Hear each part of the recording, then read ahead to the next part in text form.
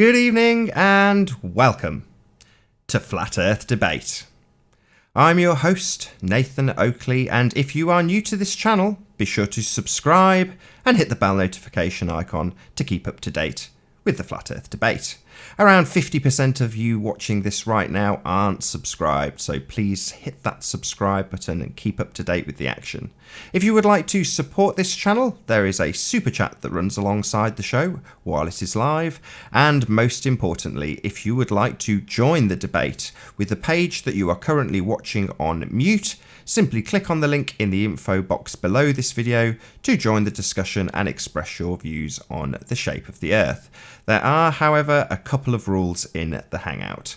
Number one, please do not swear. If you do, you will be ejected.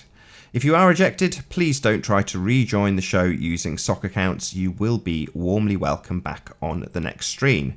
In the next couple of moments, I'm going to transition across to my photographs so I can share the show on Facebook, Skype and Twitter. And I would encourage anybody who is currently in the live audience to please do the same. Please hit that super share, smash that super like, and hit that super share once more. Once again, if you are new to the channel, be sure to subscribe and hit the bell notification icon to keep up to date with the Flat Earth Debate.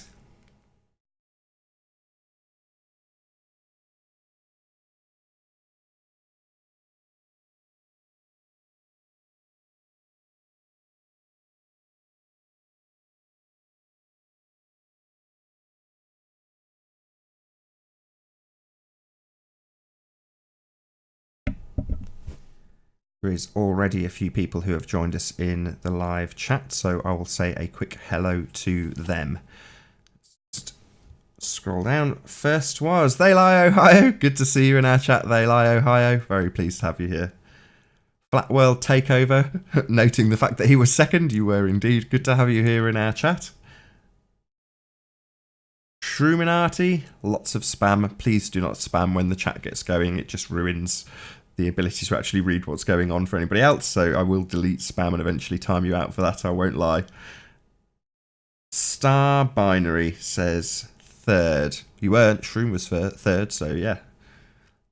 Get in line, Shroom was before you. Agent Detective, good to see you, my friend. Thanks for being in the live stream, nice to see you.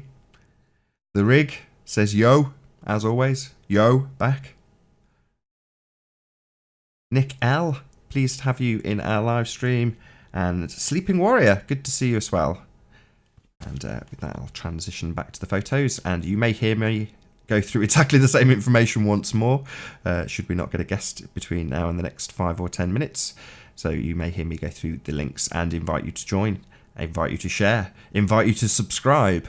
But if we do get a guest, I will introduce them.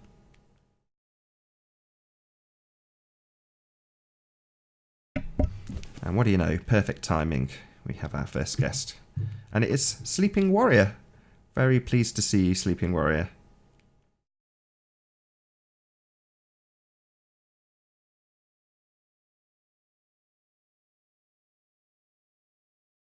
Can't hear anything from you yet. Can you hear me, Sleeping Warrior? I certainly can. Because I had the Hangout muted, so you couldn't actually hear me introducing you. So, how you doing? Good to have you here. Thanks for being here. No worries. I found that elusive curvature I've been looking for weeks and weeks and weeks and weeks and weeks. It is only apparent curvature. I can't prove it is curvature, but it definitely looks like curvature. So I shared it amongst my friends on, my Flat Earth friends on Skype, and I got blocked instantly by one particular person who's not even watched it. Given that my conclusion in the video, in the actual video, is that it's not proven to be curvature and it's more easily explained by atmospheric conditions, I got blocked without it even being read. I watched and I was like, oh my god. Confirmation bias. We've been joined by Cat Earth and Curved Water, so good to see you both here. If we can say hello to Curved Water first. Okay, Alex first, go ahead. Hey, love your Justice League t-shirt. Still haven't seen the film. Heard it's whack, but I don't care. I love Batman and Superman and Aquaman. You're a bit of a superhero fan, yeah. And Wonder Woman. Good to have you here, Curved Water. How you doing? Good. How's everybody else doing? Nice to see you, Riley. Likewise. Pleasure is all mine. as always. I've calculated the angular size of the circle in the middle of my screen curved, but because I can't measure the distance, I can't tell you how big the circle is. Bit bad, that, isn't it? That sounds like a personal shortcoming there. Been joined by David. Good to have you here, David. How y'all doing? Great. Mighty man. fine. Pretty good. I didn't realize David Oh, Blackson was David. Yeah, You know we're coming up. That's me from Dallas, Texas. Truck driver, Dallas, Texas. Truck Earth. David, I feel I on, might have y'all. unleashed. I might have woken a beast. You know, when I came on and I said, "Well done." Last time we spoke, you need to let people chat as well, man. Because like, although you're a warrior for the truth and all that, you got to give them chance to trip themselves up as well, man. Well, sometimes they start spitting too many lies, and I just can't help myself. And on that note, I'd like to introduce my friend called Curved. Oh. Look at pretty Riley here trying to introduce strategery to the debate. So, has anybody got anything contentious? I mean, is there any? Let's talk about Yeah. Let's talk about my evidence of curvature I found. Have you seen it curved? Refresh my memory. Well, it's only gone up in the last hour or two, so you might not have seen it. But I've presented evidence that supports the curvature of the Earth. Very nice. Let's see it. Can we see it now? Almost like, not quite a Nathan exclusive, but almost. Nathan, if you want to play it, it will be. Actually, you'll not bother. You'll not want to bother. It's. I'll try and do it. Hang on. It's too much proof for us. Yeah. Yeah.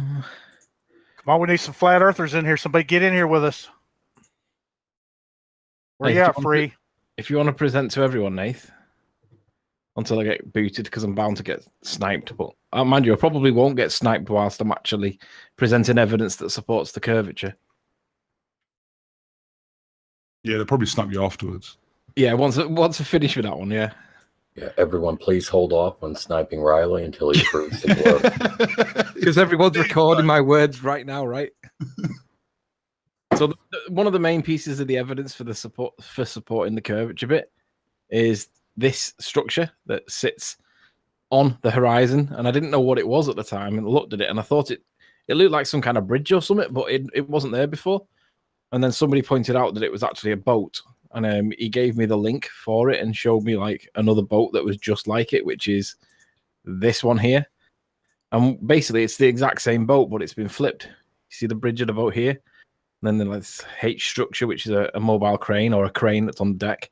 There's another crane that's on the deck, and then there's a mast at the front. Well, that's exactly what I see in. Oops, come on! Oh my God, what's it doing? Oh, it's there. That's why. I see the exact same thing. There's the bridge. There's the post. There's the post. There's the other post.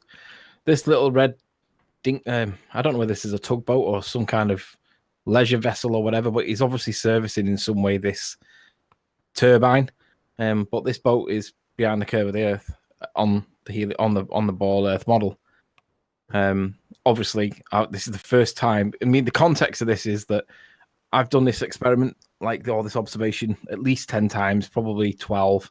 I've never once had any evidence to like this. There's loads of boats up and down here. I've never once seen it like this. This is literally the first time I've ever done it. And I'll be honest, I was gobsmacked when someone pointed it out. Anyway, the video goes on, and basically these turbines are going up by the dozen. And I wanted to, just for my own records, just document how many there were this time, because every time I go, it looks like there's more.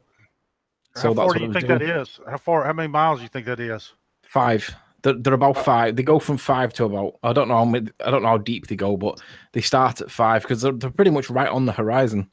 Ranty worked them out at just 5. I think it was 5.12 or 5.22 miles. How about a lighthouse that you could see at like 75 miles? Sure. Yeah. I mean, I mean, what would be more proof that the Earth's flat? Seeing a lighthouse at 75 miles, or looking at a boat in the ocean where the ocean swells at 5 miles. I mean, obvious sure, fact. I'm not arguing that it's curved. I'm just saying that it's evidence that supports it being curved, and I've never had it before. But it would be dishonest of me not to present it if I did get evidence that supported curve. And I'm always accused of dishonesty. So I thought, well, fuck it. Oh, sorry. Anthony, do you happen to have the photograph that Negator showed the other day of what that ship really looks like? Or do you not have it? I might have it. Hang on. Well, before you start digging that out, can you just get through what you wanted to present? Then I'll introduce Louis. Then you can obviously contest it or whatever. Well, then I just did it another bit more of potential curvature. I mean, basically the yellow, the blue at the bottom of the mast, and then the little red band above it gradually deteriorates away. So that was supporting curvature. And then there was some other weird effect in this that I don't know how to explain it, but it was basically dancing. Look at how these turbines are dancing. Like one of those plants that when you talk to it, it starts to dance. I don't know what's causing this. It must be, I don't know. This is one continuous clip, and the rest, it didn't do it anywhere else in the clip other than here. So I'm wondering whether it's something to do with the rotating circles and the camera struggling to keep up with it in some way. I don't know. It was just an odd effect. I've never seen that before, and it's just bizarre. And then the rest of the video is basically like the whole point of what I was going there for. And then my conclusions were that it's atmospheric, caused by the weather conditions. It was very, very cold and very, very dry. Ordinarily, when I go there, it's of average humidity and it's a relatively warm temperature. But today, it was freezing cold and it was very, very dry. And I think this has had something to do with it. I haven't got the physics to explain why, but that was the only difference. The weather was significantly different. So that was my conclusion. So I haven't concluded that it was curvature, although I have conceded it is evidence that supports curvature. It's just what causes it. Is it the curve of the Earth that's causing it, or is it something else? And if it is something else, can I identify what? And I think it's cold and very dry conditions may give me curvature. And that's it. Nathan, it's over to you now, dude. I could just say a quick hello to Lewis Hackett before we do anything else. How you doing, Lewis? All right. Hey, Lewis. Hello, Lewis. Hey, Mr. French. Here we go now. Hello. David. Yeah, we're outnumbering you now. What are you going to say? What are you going to go? Yeah, I see how this is going to go down. Oh, standoff. We got it over here. Well, What have you got to say, David, about amazing footage? You know, it's been like 3 weeks, and you still hadn't brought a map to show me. I mean, no, well, come on. What do you think about the footage Anthony just showed? What do you think about that? a lighthouse from 75 miles is more impressive to me. I want to see what the farthest you can see one light from one spot from another. Is there a lighthouse in that image? There's not a lighthouse in that image, but at night, if you had a lighthouse that was 20 feet off the ground, and you could see it for 125 miles, would that prove it's flat? How far? How many miles? 120. But wait, we're talking about how many miles? Let me ask you guys a question. How many miles would it take for you to think the Earth is flat? If I could prove a certain distance, like 125 miles, if we could see a light from 125 miles, would you could see the Earth's flat? David, we're just looking at Anthony's footage here of he's saying he thinks it's clear. Yeah, but why didn't you? We have to set a basis. Before you asked that question, David, we actually asked you to comment on his footage. I think it'd be polite to answer that. It's nice footage, man, but I don't know. I don't know what to tell you about it. So why does it look like there's a massive boat sticking, like just the top of it is sticking out? This huge the oceans swell. You have swells all in the ocean. I mean, I was in the Navy. Swell. I've been out. Yeah, there's swells. Does my mic still sound terrible? Yeah. No, it sounds absolutely fine. You just sound very bassy, like you've got a bass filter in it or something. Okay. It sounds like you're constantly talking while exhaling a massive vape. Oh yeah, I know what you mean. Do that as well. I'm sorry, guys. You just have to. Are you getting a cold? Yeah, it sounds like it. Are you on human growth hormone? Are you taking testosterone? The manly hormone. You notice how they skip over that? How far would you have to No, David, you skipped over. How far would you have to see? You admit that looks like it's curved, then, David. Then we can move on. Yeah. So you admit that looks like it's curved. Don't look curved to me. It looks flat to me. Looks flat to David. You all hear it? It looks flat. That looks flat. Flat as a pancake over there. All right, then. That's David's position. So now, what's your question? How far would you have to see a light from a lighthouse for you to be convinced the Earth is flat? How many miles? I need more information than that. All right, if we took a lighthouse and instead of making it spin around where it came around every 2 or 3 seconds, if you just point it in one direction and you can see it for 125 miles, would you think the Earth is flat then? I want the elevation of 20 light. feet is the max. 20 feet at max. 20 feet for the lighthouse 20 above feet the off water the ground, level. above the water level. All right, And what about the lighthouse is observer? this? The observer's going to be at 20 feet too. Gotta be. The observer's You're gotta be saying 20 120 feet. miles apart. We're just going to take the swell out of it, because we're going to have to do it over water. I'd have to Or you see the might be able to- photo. Where do we I'd have have- this situation? David? Right. Yeah. I would say if I wouldn't It's say a- the Earth was flat, but I would want to see the photo and then, see evidence of Need some the verification. indicated heights. All right, then we're going So to far- start. Go ahead. You proposed a hypothetical. I did propose a hypothetical. We just Okay. want to see if y'all have. We've already established that it's not even at 125 miles. You're not going to think it's flat, but that's all right. Come on with it. Well, It's- if you showed me a photo that demonstrated a 20-foot light above the water and then a 20-foot observer height and 125 miles between them, that would not be possible on the globe as we currently understand it. Well, over I would water, concede you can that. get some serious refraction. But So- yes, exactly. Over water, you can get a lot of refraction, but typically 125 miles that would be real extreme. Been That would joined be by extreme. Brenda. So Just we say got, there we go. We got a goal set right now to prove Do you flat have it? Earth. Do you have it? That's one. Yeah. Do you have Yeah, this yeah. photo? A 20-foot observer height, 20-foot thing being observed, 125 miles of water. Yeah, that's a goal. We've been joined by. Just- Sorry to interrupt you, David. I'm really sorry. Can we just say a quick hello to Brenda? Pleased to have you here, Brenda. Good afternoon. Hello. Hello, can we hear you? Hello. Very Yes, quiet good if we can. afternoon. There we go. Good to have you here. Thank you for being here.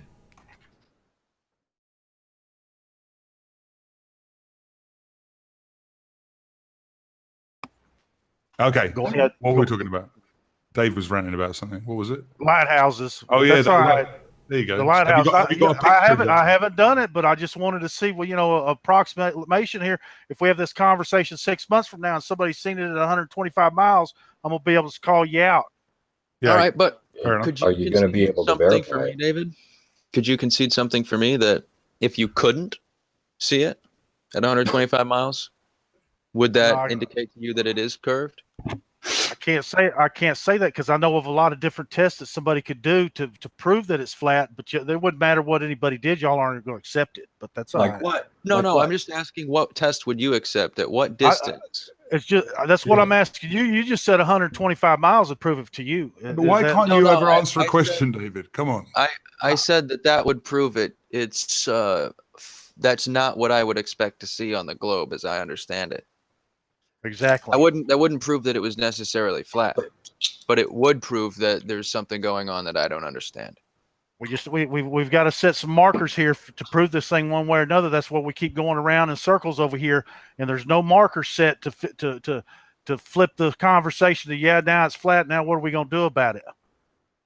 Well, we haven't. You're using a hypothetical there, and I agreed to it. So, and it would. I mean, you'd have to do more than just one experiment to flip it around, because even if we all agreed upon the variables involved in the hypothetical, and then you pulled up a picture that we all agree that matches the hypothetical, and then it doesn't match what we should expect on the globe, that would just be one example, and we would still have hundreds and thousands of others. No, it would be hundreds of thousands, but yeah, that's what I said. It was setting the markers. You have to figure out what the markers are, the top 10 or 20 or whatever, top 100. But So no, I mean, we're just about to like- debate 50 here, and this thing hadn't been figured out. Okay, that's what we all got to understand here. Is that y'all believe you live on a ball, but you can't prove it. You try to say all these things, but you don't ever prove it, and that's why we're having these debates right now, because the flat Earth is a lot more evident than the round Earth. It's to just me, an anyway. assertion that you're making that we can't prove it. Like, just because we can't convince various people doesn't mean that we can't prove it. Yeah, we convinced 3 people so far, David, on these shows. Yeah, you can. How many of you convinced? Carl, we saved Carl. Well, Peanuts. Who's the other one? Proof does not consist in convincing a disbeliever. Jamie. Proof consists in presenting a logically sound argument for your position. Yeah, we got a problem with proof here, David. David is not open to anything. Well, we know you don't have a map. Okay, that's number one. And we'll just go ahead and We start do. out with that. And that's a do. shortcoming on your We part. showed lack you, of we showed you flat map. everything you wanted to see, David. No, I want to see. Everything. I want to On see the the first map. time you asked this. And we'll make Yeah. it real easy for you. I want to see an easy mark map of the world. That's what I want to see. Okay. Easy It's mark. called the globe. You can't even. If we do show you that. them again, yeah, will you agree to not raise this issue again? I don't want to see your Google Earth ball. Okay. We've already been through that. You remember the other map we showed you, the 2D one with the accurate size? You did. No, you did not. That was totally Kurt, wrong. That's a wasn't. lie. Well, How do you know? That's the whole. But it is a map. But it is a map, right? How do you know it's wrong, It's David? not a map. Do we have to ask this Sorry again? to interrupt you guys. Sorry to interrupt you, David. Can I just say hello to our new guest? Okay, so 5 years from Bear with Sorry. me just 1 second. We've been joined by Jamie Woodstock. I think I've got that right. How you doing, Jamie? Good to have you here. Good, thank you, guys. Good, thank you. Excellent. Thanks for being here. 5 years No from worries. now, 5 years from now, David will still be having the same discussion, the same No, I'm questions. not. Yes. Same I answers. don't think Will not understand us no one is going to convince you, Dave, about anything. 5 years from now.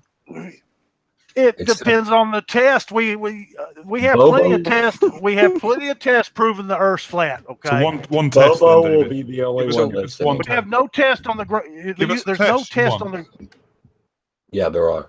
Tell us the If you test were want. going to change my mind, Dave, if you were going to bring Jamie Woodstock onto your side, Dave, what would be the first thing you would say to me? You know how you could prove it to me if you got in an airplane, right, and you drove and you flew it. He'd ask you a question. It's That's fast. what he'd do. Go ahead. Answer Go the ahead. question. Go ahead. Ask it again. All right. If I were to come over to your side, what would be the best bit of evidence that you have to change my mind? What would that be? The best evidence is water's always level, man. It's the end. It's How do the you know end. that? It's the number one that doesn't- argument. How does that It mean is. They flat? can't. And how do you know? No, but that's Yeah. that's arguing gravity. That is definitely arguing gravity. That's not arguing gravity Not the because words flat. all you have to do is go to a swimming pool and look at it and ask yourself, why would it start curving the bigger it got? It doesn't make any sense. How much should it curve on the globe, David? A swimming pool.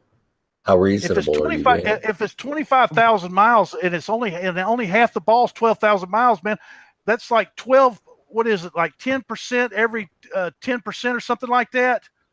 What it It could should be. go down. It ought to change. It ought to go down 10%. Every 10% in elevation from the top of the ball, you go down. Okay, And it ain't doing that. You ain't got no, 10%. No.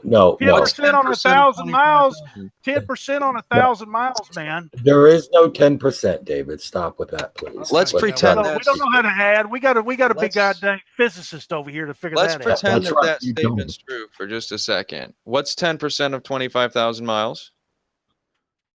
2,500, man.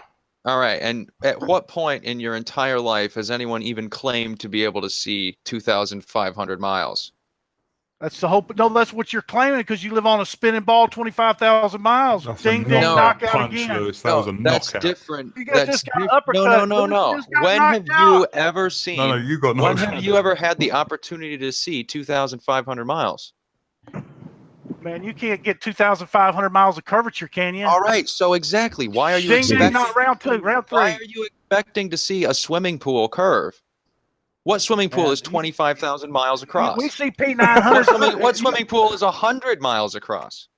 That's what I said. Where's the marker at? Is it So 100 why are you miles? Do you expecting- have to, why are you people are seeing lighthouses at 100 miles right now, man. Why are David. you expecting to see it curve? They're doing radar at 200 miles. Okay. So, David, and can we fly talk to level- Bobo, please? And Can we planes talk fly about level that? for thousands of miles, don't they? They fly level. Up airplane flies level for as many hours as it's up in the air, right? Unless Level. it drops to land. Same Yep. altitude. It's all level over here. Yeah. You know how many feet are in a mile? I don't know, 1,400. I don't remember, 5,200 or something like that. Yeah. 5,280. And how many feet tall is the average human? About 6, right? So, Man, what fraction? Divide 5,280 by 6, and that gives you 1 whatever it of the percentage of a mile. Like that's going to give you. Let me just do that on a calculator real quick. Calculator. 6 divided by 5,000. you can go over land at 60 miles an hour on the ground and you see nothing, man. Like your average human is less than a percent of the length of a mile. Less than 1%. Why are you? How many percent can a human drive around the ball, 3 man? miles. We can see about 3 miles. We can see about 3 miles. Sorry, can I just? Ebbing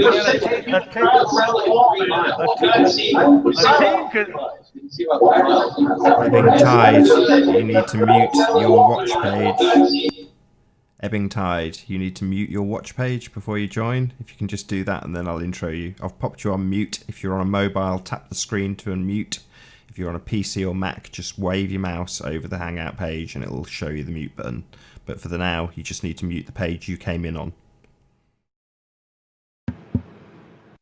Nathan, can we talk about the Brenda thing? Because everyone in chat wants to talk about it. I want to talk about it. So apparently Brenda has deleted, well, not apparently, she admits to it, she's deleted about 160 files from a shared drive that she was a part of in terms of her grouping somehow.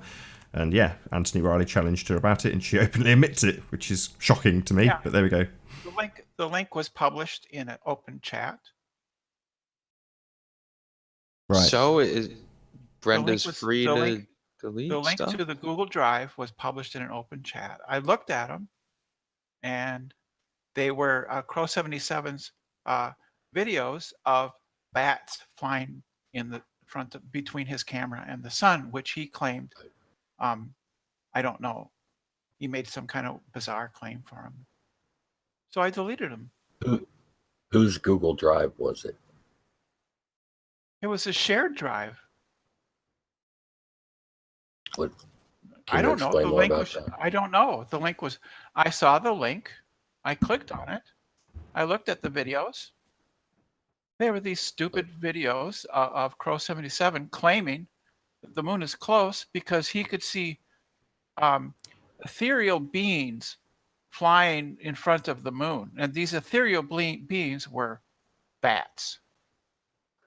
Well, I mean, the man is a fucking moron. No, I agree. And that was 160. It was 160 videos of. So basically, Brenda is the type of girl that goes to a party where there is a shared meal. She goes up to the nachos, tastes one nacho, and goes, "I don't like the taste of that." So she chucks them out the window so no one can have them. What a complete and utter bitch! Nathan, that's your first warning. I mean, I agree with Brenda disliking the content, and I probably would too. But yeah, it's kind of rude to delete them, and I don't see why you kicked her. Did you kick her? Can't hear you, Nathan. By the way. Yeah, I can't hear you. Yeah, she's not a new guest, so she knows the rules. So of course, if Cathexis yesterday got a couple of warnings, then I kicked him. But Brenda's been here loads of times. She knows not to swear. But ultimately, she's swearing out of frustration because she's been caught red-handed. And yeah, she's, not liking the nachos isn't good enough reason to chuck them in the bin so no one can have them. She doesn't have to like the content. That's just outrageous. Don't share things with Brenda. Well, I mean, from Brenda's point of view, I think if she were here, she might change the analogy to somebody has put little cat turds in with the nachos. Well, what if the host of the party wants... Hold on. If the host of the party wants turds in their nachos, good for the host. You don't have to eat them. What you don't do, regardless of the content, is chuck them out the window so no one can see them. What if it's a joke for someone else to come along and see? Then that joke is ruined because she doesn't like the joke? Well, I also think it is just someone else's work, and I don't agree with that. As much as I disagree with Flat Earth, I wouldn't just go in and delete. It's like I don't go around down thumbing every Flat Earth video. I just it's they're removing history, man. They just some of them. I They don't took see out how. Robert E. Lee. They took out Robert E. Lee down here in Dallas. They racing history all over. People got to wake Okay. up around here. I do agree with the analogy to book burning. Like it is similar. You know, you might not. You know, it's just yeah. I think, but at least you know she's got the balls to admit it, and you know. Disappointed to hear this happened. Sorry. Sorry. I did not mean it like that. By the way, sorry. Anyway, we've been joined by I Am Rick. How you doing?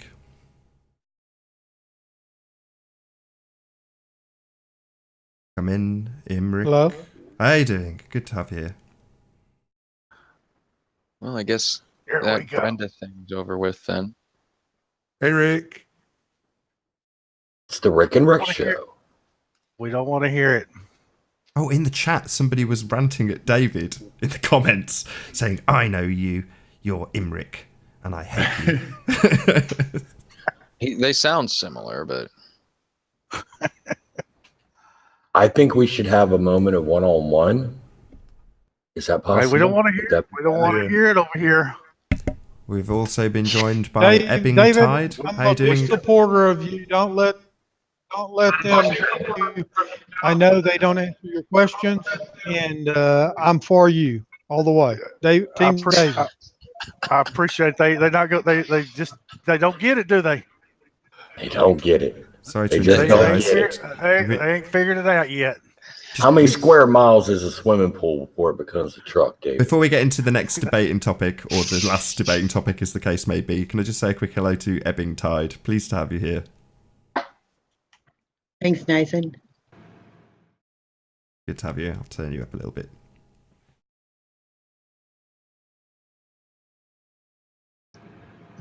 Why do they call airplanes airplanes if they're not flying on a plane? because they're planing over the air. Have you ever looked up the etymology of the term airplane, David? I haven't. I'd love to hear it, though. I'd love to hear it, Curved, if you know it off the top of your head. I'd love to hear that. I haven't looked at it.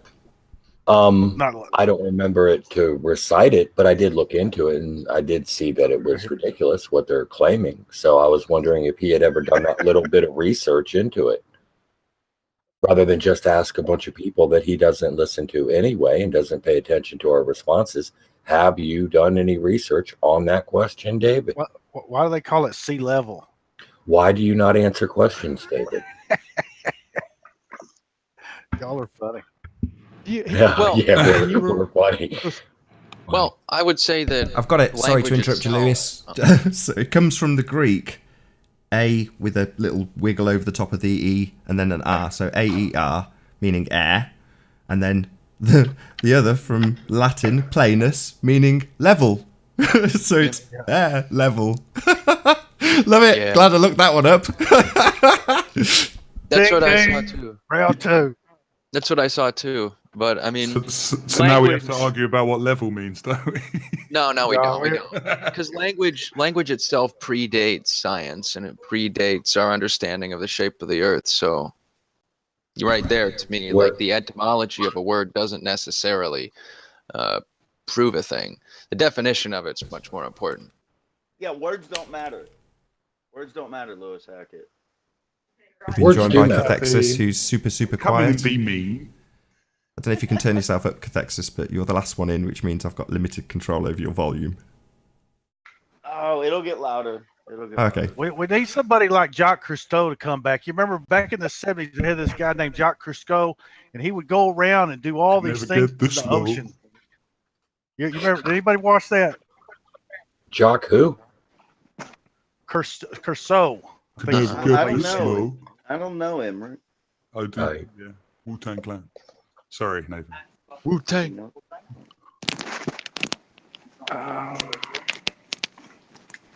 Cathexis, are you calling David Ulrich? Oh, I'm sorry. I thought it was Emmerich talking. Forgive me. Did you read off the etymology of airplane by any chance? I didn't hear. I was coming in. Yeah, it comes there. I mean, there's going to be different etymologies depending on which language you look at, but it basically means air level. It does. Yeah, that's weird. Isn't that the level where it flies? Does it fly on land or does it fly in the air? Does a hydroplane move about in the water or in the air? It moves on the level of the water. The airplane Well, they do is say moving in the water level is of the level, air. so Yeah, but that doesn't mean flat, and you can't. so plane means level. I'm just trying to see if that's true, right? To We make don't have an smooth, issue to with gloss level. over flat surface plane, level plane, right? Well, the etymology of a word is not what the definition is. It's just kind of where it comes from and the words that a word might be composed The of come etymology from. of the word doesn't matter to the When it doesn't meaning suit of you, the Lewis, word. right? Well, it doesn't necessarily coincide with the definition. It sometimes does, but Why did they call it an ocean liner? What? That's what I wondered. If you're on a big ball, right, any straight line between 2 points will be a curve. So an ocean liner would indicate as well that it's traveling in a straight line or not. What do you think? I mean, I if see you what want you're to saying. if you want to look at words like that and decide that the literal reality is based on the etymology of words, you're free to do that. I'm not going to That's how stop all you. words, Lewis. That's how all words are originated. Of course. Do you think words? Sure, but I mean, science came into being after language did. So we use a lot of You can't say that. colloquialisms, and language is very flexible and malleable, and it We would has have a lot to- of baggage that literal words We and would have to agree interpretation on of a reality don't have. fixed. We would have to agree on a fixed history, right? And this is what we're debating about, isn't it? Amongst I other. mean, if we're on specific things, sure, we would have to agree if we want to decide about the etymology of words. But I'm just saying, I don't think the etymology of a word really matters that much. Lewis, that's a bit foolish. You should really Especially if they're look flying level. into. Now, I'm not saying it proves it. Now, I'll have to agree with you. It doesn't prove Yeah, anything. right. That's all I'm saying. But just to say that words have no relationship to necessarily to their etymology is nonsense. I didn't say that. Think about Lewis. Think about you coming up with an invention tomorrow, right? You are going to name, on average, right? You're going to name the invention in a form of function in relation to the functionality or the properties of your invention, right? So this is one inspires the other. One comes first, and then the words follow. So this is generally the way, right? Nice to have you here, Pete, by the way. Thanks for being here. Hey, Nathan, how you doing? Hi, Eleanor, if you're here. But I mean, that doesn't the word name you choose is more of a sentiment than how the thing actually works. So, but let's also consider. I mean, it's still like it's not really a big deal. Like the etymology of a word isn't necessarily that important. That's all I'm saying. You know, you're being recorded forever, right? Just saying, man. Sure, it's cool to know and cool for understanding the meanings of cool other words that to are know. related. It's cool to know what etymology is in relationship to make connections. It makes it easier to make connections from one word to another, but not to the literal interworkings of reality. Actually, it does. It's where words are created for, to describe reality, and the etymology of the word shows the history of it and the reason, the origin. No, the etymology shows the relation of words to other words, not to words to reality. We create the meanings and definitions and concepts for words apart from that. Who's we, Lewis? Oh, humans, you know. You know, Shakespeare was credited with adding a 50% again to some total words used in the English language. Okay. Mr. Bacon. So there could be a contrivance to all of this, couldn't there? What was that, Cathexis? Did you say something? Well, Richard Bacon, did you say? I said Francis Bacon. Francis Bacon. Referred to Shakespeare. Yeah, Francis Bacon is known to be Shakespeare. You know, big up Richard Bacon though. What does etymology have to do with the shape of the earth? Well, it's a vessel. Well, we were discussing the shipping words line. plane and line and sea level. Like these are words that ocean liner vessel belonging to a shipping line. Well, yeah, that's what Pete brought up. But the word airplane and the word sea level, I can understand that argument by David. It is interesting. I actually have made that argument at one point, a while back. You argued for the concave Earth the other day too. So, well, no, that's the point. Is like when you understand what level means on a sphere and what level means on the inverted sphere, which is the concave Earth, then you'll see that it matters to know the etymology of that word. So, okay. So, well, that's what I was saying originally, isn't it? Because we have to argue what level means. So it doesn't. The Earth is concave, Lewis. Wake up. Yeah, but their whole point, Kath, is that like because it's aeroplane, it means level or whatever. That the Earth is flat. But you believe. But that's not true because level means something different. Well, exactly, See, this is another thing that the flat earthers don't understand. Level on a sphere means in relationship to the center of mass. And so what it's for how long? For how long does it take to get past that? Well, you see, David, it's a misconceptualization. How long does it get? How far do you got to go to measure that? So you don't have to measure. David, every point on the sphere is level. You're misunderstanding what the word means. How long until you have to curve down? How far you got to go? Okay, you're mixing up concepts. Is it 10% every 1,000 miles? David, I'm not. Hey, brother. Hey, you're my favorite. You don't know the answer. I'm not trying to argue with you. I'm trying to tell you the answer, but you keep it. David's not there, David. The word level is. Hold on, let me say.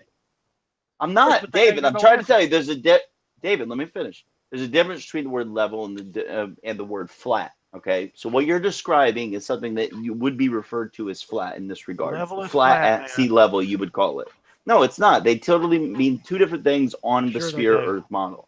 Level means in relationship to essentially the center of gravity. Okay, we'll call it level Earth from now on. Is that what you're gonna do? Hang on. Well, that's what the Globers call it. Let me say, yeah. Texas. Let me say I'm not aware of your changed position. But therefore, if let's say you are a concave earther, right?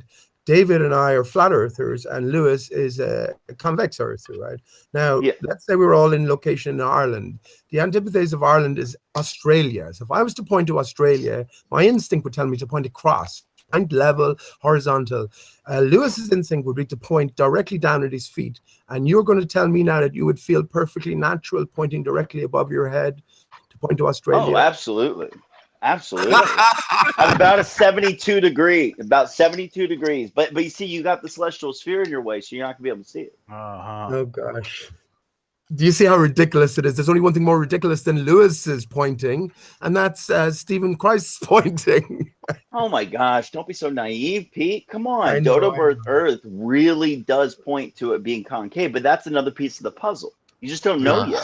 The barrier is concave, Texas. This is the point. What's north of the United States, Canada, what's north of the United States, Canada, and Alaska? What's north of us? The center of the glory hole. The center of the glory hole. 13,000 miles is all you got on this half the Earth. Yeah, David, you don't have to like this. What's on the other 13,000 miles? Water. Just listen to Cathexis. You don't have to like it, but this is the real world we're talking about now. Real convex world, right? Yeah, Australia above my head. I'm just saying 72 degrees. Hey, Pete, you don't have to like it. You don't have to like it. I love it. I love Lord Stephen. He plays a great character. Well, no, Lord Stephen took this from me. I mean, it's unfortunate I have to tell the real truth of the matter. But, I read Cyrus Teed many more years before him, and he just ran with it. Why else would they put the guy like him out in front of it? He says he's God, so nobody's going to listen to him. I mean, seriously, wake up. Well, also, Texas, the dodo would look ridiculous on the inside of a contoured surface, man. It looks perfectly fine on a flat plane, right? Well, like I said, you're just a couple puzzle pieces away from realizing the concavity. We need to do a concavity search. Maybe Pete's got the truth, and he's been put out there to make the dodo look ridiculous. You ever thought that? God. Yeah, you should look into the dodo. Oh my God! Did you realise this, Pete? That you were just a couple of pieces away with the dodo from realising that it's concave. Were you aware of this? I'm aware that there's a puzzle in place, and in order to get the answers, you have to get different pieces and put them together. You have to find the right puzzle. You have to find the right puzzle pieces and mix and mash. This is the game, and it's all of our story, irrelevant to what Alex has to say. His voice sounds a bit different. Cat Earth, is this more like your real voice, right? Or not sure, but anyway, that's what I've come to find out, and this is by no means a trivial search as well. This has been laid out. The dodo has helped me to solve the Sgt. Pepper's 50-year-old puzzle, the biggest band in history, and their whole sound more manly with this voice. Excuse me, their whole that's you don't sound the same, anyways. No, I sound better, I think. Improved. Well, the Beatles, so to realize that they were put together for the purposes of all of this, what we're going through now. The Fool on the Hill tells you that the Earth is stationary, but any song that comes along and tells you the truth, there's more to it, right? So you got to dig deeper. That's all. I get all my truth. I'm just going to get a beer. I'll be back in like 10 minutes when Pete's talked all the stuff he always talks. Yeah. He'll never be done, Alex. A beer sounds really good right now. Well, it doesn't matter to me. I mean, again, you're just denying reality. You're bringing us back to at every hand's turn back to this nonsense, the globe Earth nonsense. He is being a reality denier, I think. Yeah, he knows it as well. You think Lewis isn't clever enough? No, he knows. What year do you think it was where human man had the ability to travel and figure out if the Earth was round or flat? What year was that finally accomplished? I would say it fully was realized when Christopher Columbus attempted to sail west. No, that's actually not. That's when I would say never existed, man. I would say that's what the best evidence. That's what the little poem that you were given in 7th grade told you. But if you look at the actual history of sources by the guy, you know. If you look at the history, what's that? I said, Peach is challenged. I can see how to do it now. They present us with an official story, right? And then for the conspiracy minded, they present us with an equal and opposite story. So when you look into Hitler, you find a good guy, you find an altruist, you find something completely opposing the story. You also find Walt Disney, Pete. Right. Well, it's the same that's a possibility, but it's the same with Christopher Columbus. When you look behind the official story, then you find this monster, this man-eater, or this psychopath. Man-eater. As far as I know, he didn't cannibalize anyone. Well, when I say man-eater, he's being hyperbolic. He's not. Yeah, he's brutal to children and to the natives, as the story goes. But I say he never existed. Men did all that stuff. I don't think he did that by himself. Though. Yeah, as far as I know, Christopher Columbus was quite nice, and then it was the conquistadors who came after him. With Australia, it's the same as James Cook in Australia. They did the same shit to the Aboriginals. We missed the main point there again, though. Pete got cut off. You're still kept in the trap. I want to help you out, Pete. So the main point that Pete was trying to get across was that Pete was challenging the validity of his existence. And it got cut off both times. So Pete's actually saying he doesn't believe Christopher Columbus ever existed. So what evidence have we got that he... I think it's a quite big possibility, actually. You have the CC with the 33, the hoax code. So what do you make of the primary sources that I own that are written by the guy to and from various? What's your bloodline, Hackett? Various. What's your bloodline? Sponsors for the trip. Why do you have primary sources for those? Original material. I'd love to see those, Lewis. Really? You have primary sources. I guarantee you they're not original those sources. Historical events. Are you a Cologne? Lewis? Are you a Cologne, or you got Stein at the end of your name? Just America, curious. Discovery and Exploration, Volume 1. And they didn't even come out with a locomotive until, the diesel powered locomotive in the 20s. Yeah, those are what year is that? That's steam power. I don't.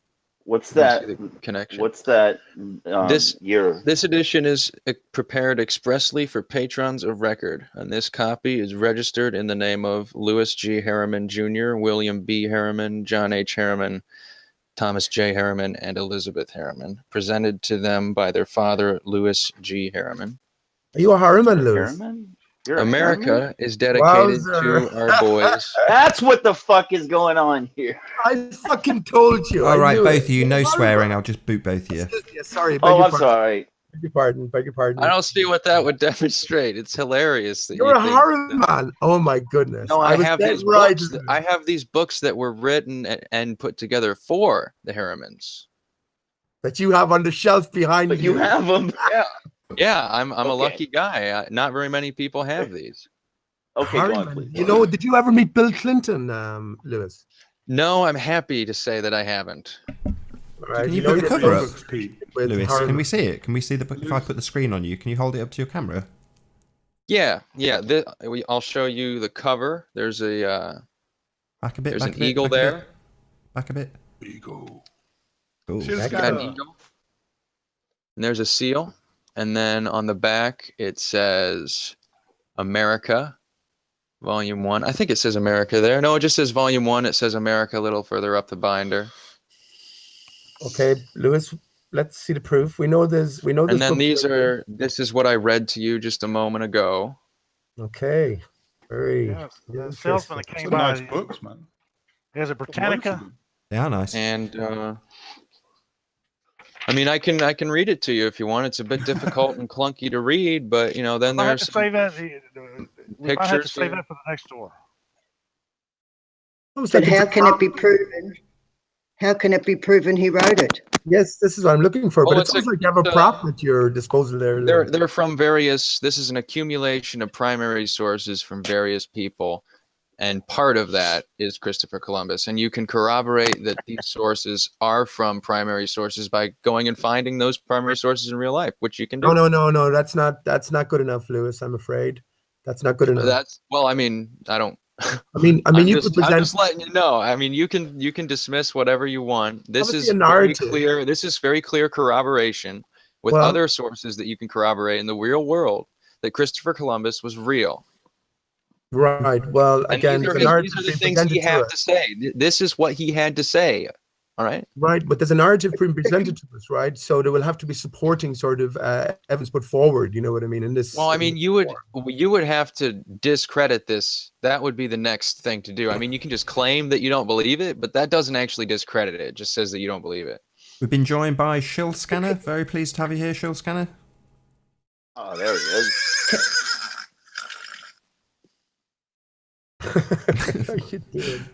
Yes, good to have you here. Pleased to see you. I mean, I'm just going to put this book back up on the sheet here. Lewis, you're a Harryman. Oh my goodness. Doesn't that just say it all? His mama bought those books from that travel salesman that went by, man. Of course you know the Earth is flat and Those are stationary. nice books, come on. Of course you know the Earth. Do you read many books, Pete or Dave? Do you read books? Can anyone prove? No. Can anyone prove that what shape the? Can anyone prove what shape the Earth is without regurgitating what they've learnt, what they've been told? Can anyone actually prove it? Yes, water is always level. Seen the to yourself. Yeah, yes. Water's always flat. It's always that's right. Any other way? If the Earth is stationary, the ball doesn't enter the equation based again on the universal behavior of water at similar temperatures and pressure. The Earth has been proven stationary, and we experience the Earth stationary. Simple as that. Why would the water do any different in the ocean than it does like coming off a mountain? Say it rains at the top of the mountain, it goes down, gets in a river, and goes all the way down to sea level. Why, if you're living on a ball, why wouldn't it just keep on going down the side of the ball? Huh? Yeah. Well, because the water wants to go towards the lowest point on the ball, closest to the center of the ball. I think I've got a perfect answer for that, man. It's a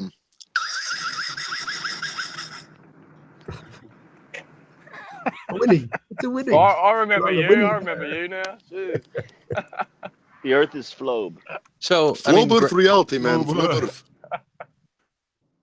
Gravity is the simple answer for why sea level is sea level. What is gravity? What is gravity? The attractive force that exists between objects of mass. Have you ever seen it, or are you just again regurgitating what somebody else has told you? So Ebbing. That's. I mean, I observe this in reality. So. What gravity? Gravity.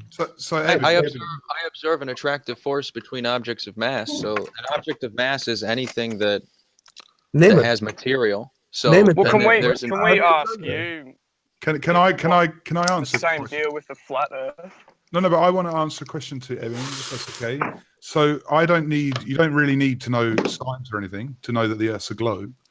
You can see the photos that have been shown. Even Riley came on today with a really good bit of video where he's seen things going over the curve. They're obstructed by curve. We don't see the sun changing in size as it sets. It just sets, so it's not moving away in perspective. And also in the southern hemisphere, when they're looking up, they all see the same set of stars moving around a different point because there's two celestial poles. These are really, really simple things that you can do. You see the stars spinning the other way, in the other direction. Hang on, Pete. We've let you. No, you. Okay, right. We've heard this from you 100 times. Yeah, Pete, you stream the same thing every night. Do you deny, Pete? Do you deny that? No, can I continue my point, please? Right. Sorry. So I'd say to Ebbing, with these simple observations that can't be done, like replicated on a flat Earth, we're not seeing you're seeing the moon not change size as it moves, as it's supposedly moving away from you. Everyone on different ends of your flat Earth disk when they look out south, are seeing the same stars that are spinning in counter direction. None of this stuff works on a flat Earth. It's very, very basic observations. It only works on flow, bro. You don't know, made those observations. You made those observations yourself. Yeah, I have. Yeah, sure you have. Well, I have. Pete, it's really easy. It's really easy. I see the moon not changing size. I see the sun. So you know what I say, the sun and the moon Have you made the observations I'm talking about, Pete? You know what I say the sun and the moon But hang on, have you? Yeah, I know you say they're a lightsaber tree. Yeah, so how would it affect your... No, it doesn't matter. What matters? I'm talking. Have you made the observations? No, how would it affect your reckoning if you try to take these things into account? In other words, the sun is not a tangible, solid object. Hold on, I can't hear anything. So why have you made the right? So you keep coming back. No. You keep coming back. I don't believe in anything. Just let him finish his question. All you have to do. Like I don't believe you're afraid to tree. You guys need to make up. Turn you all down. You're all being turned down. So I can say this: nobody can be heard until I get this sentence out. Right? Are you listening? One at a time. Alex, just ask your question. Pete, just let him finish the question and then address it. But at the moment, nobody can hear anything either of you are saying. At the moment, no one can hear anything on the panel because it's just me talking. But you just need to let Alex get to the end of his question once, Pete, and then you can address it. Otherwise, no one can hear anything. Thank you, Nathan. So, how many sorry. miles are David, this is rude. Did you not hear what Nathan just said? Come on, man. You're being really rude, man. Come on. So I asked Pete, he asked me if I've made observations. I said yes. Now I'm going to ask if he's bothered to look at these observations himself. Yes, I have. And so what do you think? Well, I think that the globe is nonsense, and because you're not describing parameters properly, you're coming to the completely false and wrong conclusion. What do you mean by parameters? Like Lewis here has just exposed himself as an actor. You, of course, are an actor as well. Okay, so let's keep the insults out of it, Pete. What parameters am I not representing correctly? Okay, you're not defining in terms of your search. Are you out for search for truth? Are you? If you are, you're going to ask. Yeah, I was. I used to be a flat earther, and then I of course you did. Yeah, I did. Yeah. It doesn't matter. What's the biggest piece of evidence that drew you away from the globe Earth then, after a lifelong of? I just described them all, and you ask me this question every time, and I just described them all. So you're that easy. You're that gullible. Then you're that shakeable. No. That to me would say that everything points to the fact that it's a globe, and if it's not, there's some weird trickery around. There's just completely weird stuff going on. What's the official piece of evidence that brought you away from the globe that you believed in and to the flat Earth? The angular size of the sun, the moon, and the celestial sphere. That's what made you believe in a flat Earth initially. Yes. If you don't have problems understanding geometry, basic geometry, it's really obvious. Alex, he asked you. That wasn't what he asked you, Alex. Exactly. He asked you what made you become a flat earther initially, and before you switched. Yeah. Just because watching stupid videos and getting brainwashed. Wow. Right, so you are. That's it. That's it. No, but that's it. Don't tell me that's not. You didn't do any research. Wait. You didn't do any research. Yeah, when I did jumped on. No. I just got gradually saw more and more people when I jumped on the hype train, and then. Well, that's it. Yeah, but what research have you done, Pete? You just that wasn't my course. I'm a flat earther since 2013, man. Yeah, well, I haven't been that flat earther that long, and I wasn't thankful. I was a flat earther longer than I like to admit, to be honest. Well, Pete has transcendental methods. So, does anyone in here? The Texas Transcendental Meditate is brilliant. It's absolutely brilliant. Absolutely, he has very good methods. Yeah. You know it. He believes in it. Does anyone actually observe the Earth spinning? Do they feel that they're moving? What's the observation on that one? I don't know about the question that Alex asked him. But I do not observe the Earth spinning with my own eyes, but I also don't observe my car tires spinning. I don't observe a lot of things in my existence that I do know. But you'd observe it if you were looking at them. If you were you couldn't devise it. Yeah. Well, let me answer this for you. Mirror out your window, Lewis. Let me answer this. I know. This has actually been a large issue in science that's been largely just kind of dismissed after NASA claimed that they realized what they did when. Actually, they probably didn't. Even Einstein said there's no optical experiment that exists on this Earth that would be able to determine if the Earth is actually moving. And so what they've had to do is essentially infer it. Ding. And And it was just necessary for the astronomical model that they were presenting to be true. I mean, Copernicus's model and then adapted through Kepler. So what NASA did essentially when they went up there, they were like, yeah, it's totally spinning. Well, so that is a sincere question. For 100 years before they even brought it back out. Moment, Copernicus, they didn't even believe one moment you were going on. Copernicus wrote that. Well, from space, one moment you were going on your own observation. Magellan did that. One moment you were going on your own observation, the next moment you were referring to NASA or science. So are you going on your own observation or you're going on what you've been told? I was just trying to help the argument that it's not. Right. Well, I don't think we need. No, I agree, Ebbing, with what you're saying. You specifically asked about us observing the Earth spin. I agree. What's the proof, I've never observed the Earth spinning, but beyond I have observed beyond observation. What's the proof, Lewis? I have observed lots of other things moving in the sky, and that suggests that something is moving. And then you get into relativity. Well, couldn't it be that the stars and that are doing the moving? If the observation is I'm not spinning, why would we buy the story of spinning? Where is all observation? Because we observe things moving, and since it's possible, since something moving means that either you're moving, or it's moving, or you're both moving. That means when you see things moving in the sky, something is moving. Right. Motion means something. And if a bird sky and fly past, then and the observation was I'm still, would I say, oh, I'm moving because a bird's moving? You can consider that. You could, but you could see a bird flying when you're driving in a car. It's moving then too, and you can tell because of how the motion is. But then you take these factors into consideration. When you're in a car, you're already moving. I hope you're all enjoying the show thus far. I'm going to run through a few links and then pass you back in a moment.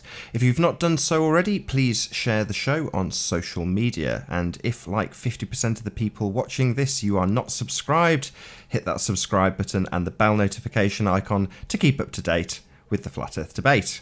If you would like to support this channel, there is a super chat that runs alongside the show while it is live. And if you would like to join the panel when there's a gap, because there's 10 in at the moment, so you might have a bit of trouble getting in if you try at the moment, but once there's a gap, click on mute on the page that you are currently watching, then click on the link below this video to join the debate and express your views on the shape of the Earth. There are a couple of rules in the Hangout. Number 1, please do not swear. If you do, you will be ejected. Number 2, if you are ejected, please do not try to rejoin the show using sock accounts. You will be welcome back on the next stream. With that, I'll say once more, please share the show on Facebook, Skype and Twitter. And if you are new to this channel, be sure to subscribe and hit the bell notification icon to keep up to date with the Flat Earth debate. There is approximately 1 hour left on this stream. But the motion's irrelevant to the shape. Sorry. Just to clear up, Lewis, you're a herman. You deliver fast food for a living. Okay, just to clear that up. Why you got to be so mean like that? Lewis, what do you do for a living, Pete? That's not been mean. I don't see why you care so much. No, you said that in a derogatory way. Why did you say that? He's on probation. Nothing wrong with delivering I like him food. a lot more when he's chilled out. You know what I mean? When he chills out a little, he's a lot better of a guy. When you're on edge, man, I don't like it. But well, you just got to give him a drink. Just one beer. A couple beers, maybe a Xanax or something. I don't know what you like, but you need something to chill out every once in a while, Lewis. But I like you, man. You reside in a different dimension where like color doesn't exist or something, but I like you, I like you a lot. Do you know when you walk through the front Riddle me door, this says fake beard. you're actually Actor, doing hold the on. moving? Wait 1 or is second. the front door moving to you? Does this look like a thick beard, mother fornicator? Does this look like a thick beard, mother fornicator? Does it? I love that beard. Sorry, guys. Can you just Ebbing Tide's been trying to... Hold on, Jamie. Sorry, Jamie. Really sorry. Ebbing Tide's been really patiently trying to get a point in, and she just always gets talked over. I know she's patient enough to wait for me to actually interrupt for her. So, Ebbing, go ahead. Yeah, when you walk to the front door, you feel the motion that you're actually walking to the front door. you don't automatically make the assumption that the front door's coming to me. Because, and you're also very aware of being stationary. So in being stationary and you see something moving, why would you automatically assume that because that's something moving, oh, I'm the one that's doing the moving? Well, because there's nothing observably attached to that object that is clearly moving. Whereas with the door, it's attached to the ground and you're also attached to the ground. So you can deduce that it is you, in fact, that's moving over the ground rather than the ground moving under you. But can you deduce if it's the sky or the earth moving yourself? That's what she's essentially asking. Well, sure, but yeah, exactly. There's nothing attached to the sun. There's nothing attached to the moon. So how do you state? Because you one of unequivocally state that so it's if you the have earth. a ball, right? So if you have a ball and it's moving, it's not attached to the ground, but it's moving, and you can notice its motion standing still or moving. You're not very good at analogies, Lewis. How are you determining? How are you determining that the Earth is moving and not the stars in the sky? How are you determining? How are you determining that? What's the final? Other than by either taking one belief or another belief and saying, I'll go with this belief or I'll go with that belief. Right. We're trying to decide. How do you actually determine it?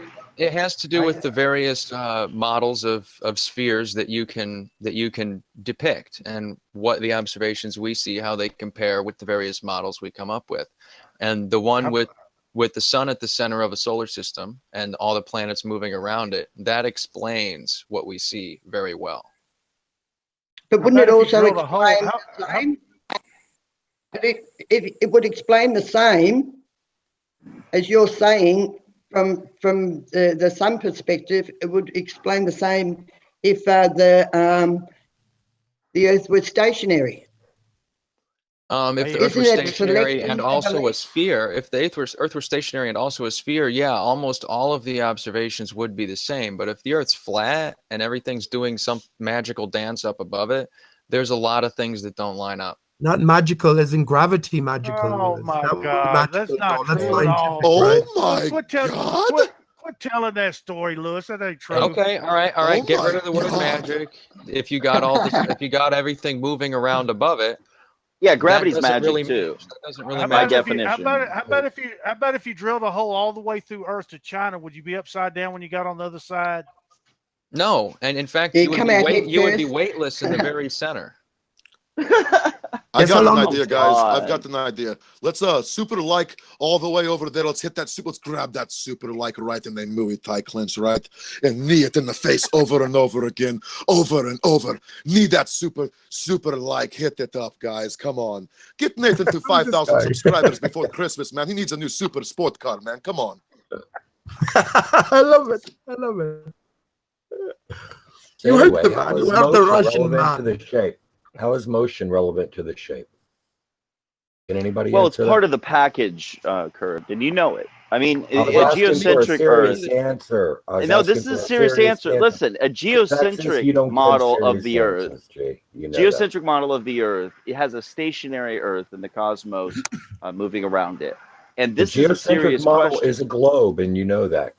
I just said it was. Right, that's the shape. How is motion relevant to the shape flat versus because globe? with the model that you're proposing, it's an important question. Because the point is that the model is under scrutiny here, as if it were a reality. You're saying the model is reality. Between flat and globe, Cathexis.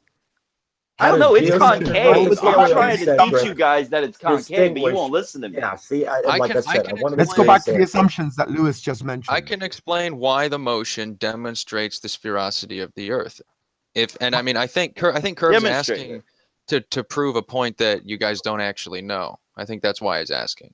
Let's do assumptions first, Lewis, at the start. The reason that the motion demonstrates the sphericity of the Earth is if it were flat and things were moving away from us, revolving above us over a disk, it would never, none of the celestial objects in the sky would ever come into contact with the ground. They would never appear as though they're being physically obstructed by the ground. But on a sphere, that's exactly what we would expect if they're revolving around it. Even if the Earth is at the center of the universe and it's geostationary, and it's a ball, and all the other things are moving around it, you would expect them to be obscured by the horizon, and not everybody would be able to see them all the time. Everything works the same on a flat Earth or a No. round Earth. Okay. No. Absolutely wrong. Dead Same wrong. deal. Dead wrong. So if you have a light bulb on the Exactly top the of a same. hallway, imagine an endless hallway, an infinite hallway that never ends. And you just look down it, and you have a light bulb that runs on a track that just keeps going and going and going. You could continue to look down that hallway, and at no point would that light bulb come into contact with the floor. Not true, Lewis. Not true. No, it would reach. You can't see infinitely far, man. It would approach an asymptote. Here's my thought experiment. Does it cross the horizon? It does not cross the horizon. It would not No, cross you it. always especially over water, you misidentify the horizon as the hard water line that you. It doesn't matter, Pete. No. Just stick with the hallway, Pete. Okay, you can't see into the infinite distance. It's a very difficult thing to try and imagine, right? But we have telescopes, right? Well, I mean, here's what I've been talking about. Imagine a huge warehouse, right? And it's pitch black, and the very back end there's a big mirror. Someone somewhere has a laser, not a huge laser necessarily, but a laser, and there's loads of people scattered around in different locations at different levels in this warehouse, and the laser goes on. No one can see where it's coming from, but everyone can spot their own particular reflection, right? This is what's happening when we look at the sun. This is what's happening when we think in terms of a flat Earth and a barrier above and a light energy being projected around it. It's an observer-dependent light source. So when you call something magic, why don't you at least try to develop the model, Lewis? Develop the flat Earth model. Develop your model, what you just described. Try to come up with the best. Develop your model. That unique observation for the observer is what we see with rainbows and reflections. But the sun is not. That's not what we see with the sun. No. This is not true. And rainbows are, I was going to say intimately connected with the sun, but I was going more accurately. Intimately, I mean they're a function of it. They're created by the sun or a light source, but they're not. I mean, intimate. I mean. No, but more especially associated with the pattern that the sun emanates in. It emanates like concentric circles, and this has been hinted at us from many different spots. You can actually see it yourself. If you're into sun gazing, which I know you won't recommend, but if you are into sun gazing, wet your eyes slightly and hum through your teeth, and you'll see this pattern emerging to you. It's very interesting that you bring this up as a thing to do, because I used to do that very similar to as a child. I would lie on my back and look at the sun and just bathe in the sun. I would very slowly open my eyes, ever so slightly, and I would see the rings that you're talking about and all that. But that doesn't. You ever hear that song, Billy Thorpe, "Children of the Sun"? You ever hear that song? Lewis, I found the color purple. The sun. Sorry. Have you ever heard that song? Very appropriate. My gooch is on fire. Have you ever heard that one? Please stamp on it. My gooch is on fire. I mean, you can do a two-slit experiment basically with your eye, which is what you're talking about, is creating the colors of the rainbow with a slit that is the width of the wavelengths of light. Let me tell you, Lewis, and maybe you've been searching for this as well. I found the color purple and the black sun. So you were talking about seeing these patterns when you do look at the sun. Well, look at the sun the next time and say through your teeth, behemoth. And look at the pattern of the sun and watch the color purple appear before you and the black sun appear as well. It's all about frequency and vibration. And listen, the last thing, ultimately, that just demonstrates something about the size and shape of light waves and how they interact with your vision. That's all that demonstrates. It doesn't demonstrate anything else. Lewis, light is an effect. Light is an interaction between the sun's energies, frequency energies, and the water particulation throughout the air. No, that's what our vision is. That's not what light is. No. Well, this is why I've been thinking about this. This is why when you rise above the atmosphere, well, in my thinking, there's a barrier there. But the barrier is black. The sky suddenly turns black because light isn't an intrinsic property of the sun. It is an effect, as heat is an effect. Well, I mean, you know what that explanation for why the sky turns black in our model is, right? It's because the color of our atmosphere is blue. Just while I'm on the point, right, and maybe you'll be able to answer it, and it's for curved water as well. You're talking about this temperature layer that the ISS has. There's very few particles, but these particles are 3,000 Kelvin or something like that. It's a massive temperature. But the reason that the ISS isn't disintegrated is because there's very few of these particles around. So the higher you went, the colder it got. Isn't that the story? Yeah. The higher you go, the colder it gets. Isn't that right? The individual. Is that what they say? This is my question, David. What dissipates the power of the sun then between that high temperature at that level and us? What is taking away the potent sun's energy? It's the preponderance of the particles, like you just said. So if you have like scalding hot water or scalding hot bacon grease and you're cooking eggs and a little bit comes out and splashes you on the arm, yeah, it's hot, but it's not as hot as if they dumped the entirety of the bacon grease on your arm. No, Lewis. The point is the particles themselves are getting their energy from the incoming sun rays, right? Mm-hmm. Sun rays aren't discriminating. So if there's more particles there, the sun rays will, according to your story, will heat the poop out of them. So what I'm trying to say is, when you come down then closer to the denser atmosphere, what is absorbing this sun's energy? That we receive it, that it's cold, first of all the way down, even up to mountaintops, a few hundred meters or miles high. What is absorbing all this energy then?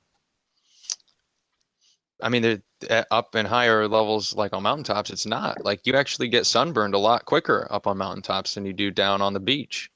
If you had a bucket of particles and you went up to this stratosphere where the ISS passes, and you just tossed the bucket of particles out, would they get instantly sort of brought up to the same 3,000 degree temperature? No, it would take them a minute to absorb the energy, but they would. That eventually would happen, and they would find an equilibrium. Right. So where the rest of the particles that are absorbing this energy, because the sun's rays are consistent, right? They're not going away. Mm-hmm. Right. Sure. And yet, once we get up even to plane level, 30,000 feet, it's freezing. It's -50 out there. The clouds can't said to be roasting. You know what I mean?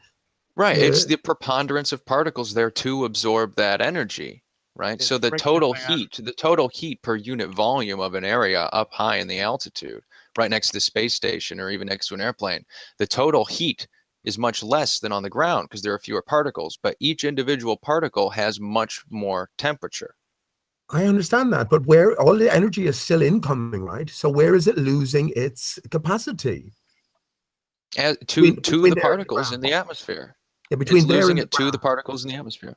So you're saying the particles in the atmosphere are themselves, they're not 3,000, but because there's so many more of them, they're probably, hundreds of degrees positive. Right. They absorb, each particle absorbs, the further you get into the atmosphere, the less each particle further down gets absorbs because there are previous particles before it to have absorbed some of that energy. So the particles out right next to the space station, that's why their temperature is so much higher, because they are the only particles to intersect it. And there's an equivalent amount of light radiation spewing constantly. So they get the maximum effect of that radiation. It just depends on how fast you're going, man. None of that's true unless you got speed involved. You got to have friction. The ISS is traveling the Earth, one orbit of the Earth, it said every 90 minutes. So for 45 minutes it's in direct sunlight. So that's enough to fry Scott Kelly inside, right? What's that smell of pig? Well, it does get hot, and that's why they have radiators up there.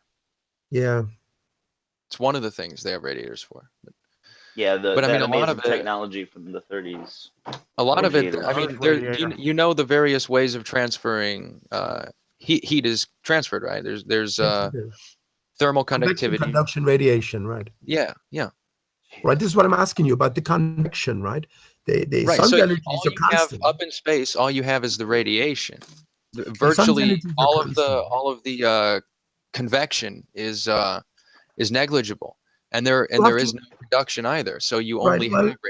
It's very impossible at this stage, Lewis, but we'll bear with you anyway. You tell us that the center of the sun is at a certain temperature, massive temperature. Then as you get towards the external, it decreases in the vacuum of space, but it still leaves the surface of the sun at a massive, I think it's 12,000 degrees or something like that. Why don't you just talk about how much oxygen you got to send up there to send somebody up there to live? Okay, how much oxygen would you have to carry with you? I don't know, David. A lot. And you're not gonna be able to stay up there very long. That's right. It would depend upon the rate that you could recycle the oxygen. So there's nobody up there, man. What makes you think No, they there can't is, because it's recover the theoretically. oxygen Sure, from admit, carbon David, dioxide? admit, David, that it's possible to recycle carbon dioxide into breathable gas. Admit that. No, I don't believe that. You don't believe it. Well, then Well, you yeah, don't okay. want- So to you, it's not provable. You got to have water, hydrogen, and oxygen produce oxygen. No, you can make oxygen out of carbon dioxide. You make carbon and oxygen. Dioxide, yeah, right. Mm-hmm. Oh my God. You know how You separate them. You have, David, you have to add a lot so of you energy tell me to I make got to to do is put my facilitate car this in the garage reaction. and shut the door, right, and leave it running, and then I'll produce oxygen in there. No, that's you. How stupid do you think these engineers are, David? I don't believe that. Well, he probably thinks he's smarter than they are, so he must. I know, think it's we're very really dumb. obvious. Well, look, I think we You gotta have diverged water to from the produce topic. oxygen, man. That's You how it gotta have goes. water. This is how You have to have water to produce oxygen, man.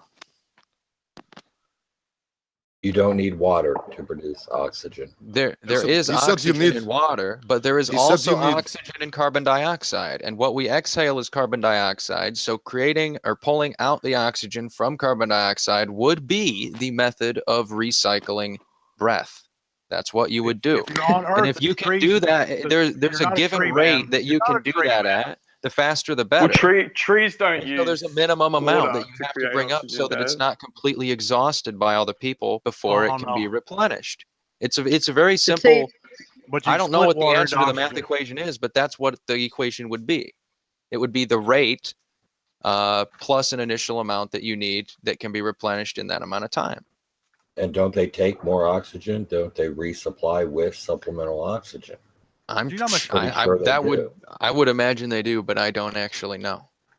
But these guys, if they don't even understand that carbon dioxide is one carbon atom with two oxygen atoms. Man, making that nobody believes molecule, that.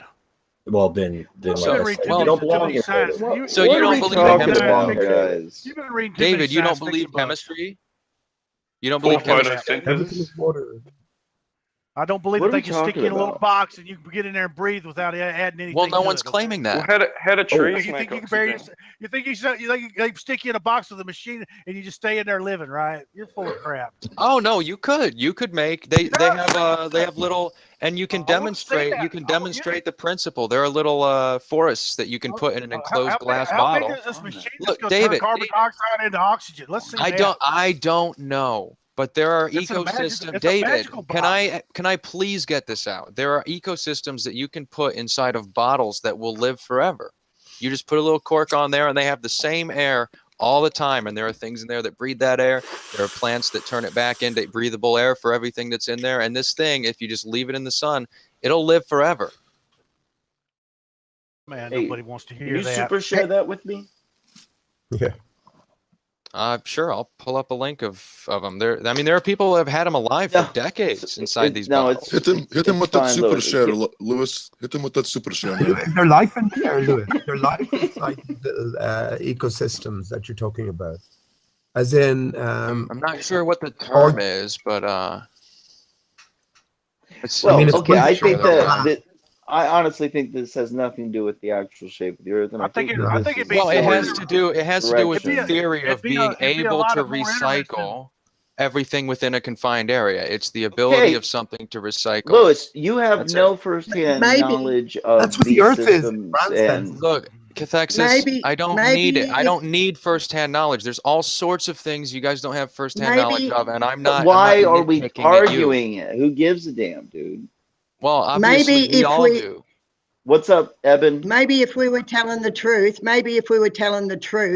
that we don't know any of it. We're Yeah. just Yeah, going that's on what what I'm we've been saying. told. we're trying our That's best. what guess. I'm saying, That's Evan. right. Yeah, Yeah, and trying to I make agree. out that we're knowledgeable and don't really know anything other than what we're told and regurgitate that. No, What we totally do agree, know, Evan. Curve knows Yeah, all the what we answers. do know is what Ask him. presents to That to does a us tremendous without- disservice to everybody who makes a living and dedicates their life to discovering Super these things chat. that you're claiming that we're just regurgitating. You want to put Well, yourself and all of your flat that's Earth stuff exactly on this right. big pedestal with the people That's exactly who are right. You could providing tell me a tremendous story. infrastructure to our lives. You could tell me a story. Big shout out to Ed in the super chat. He asks, how much does baby formula cost? My wife breastfeeds.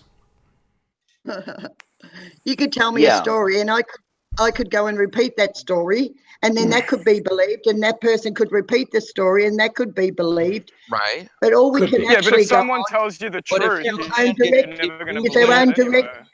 is their Ebbing, own if you- direct experience.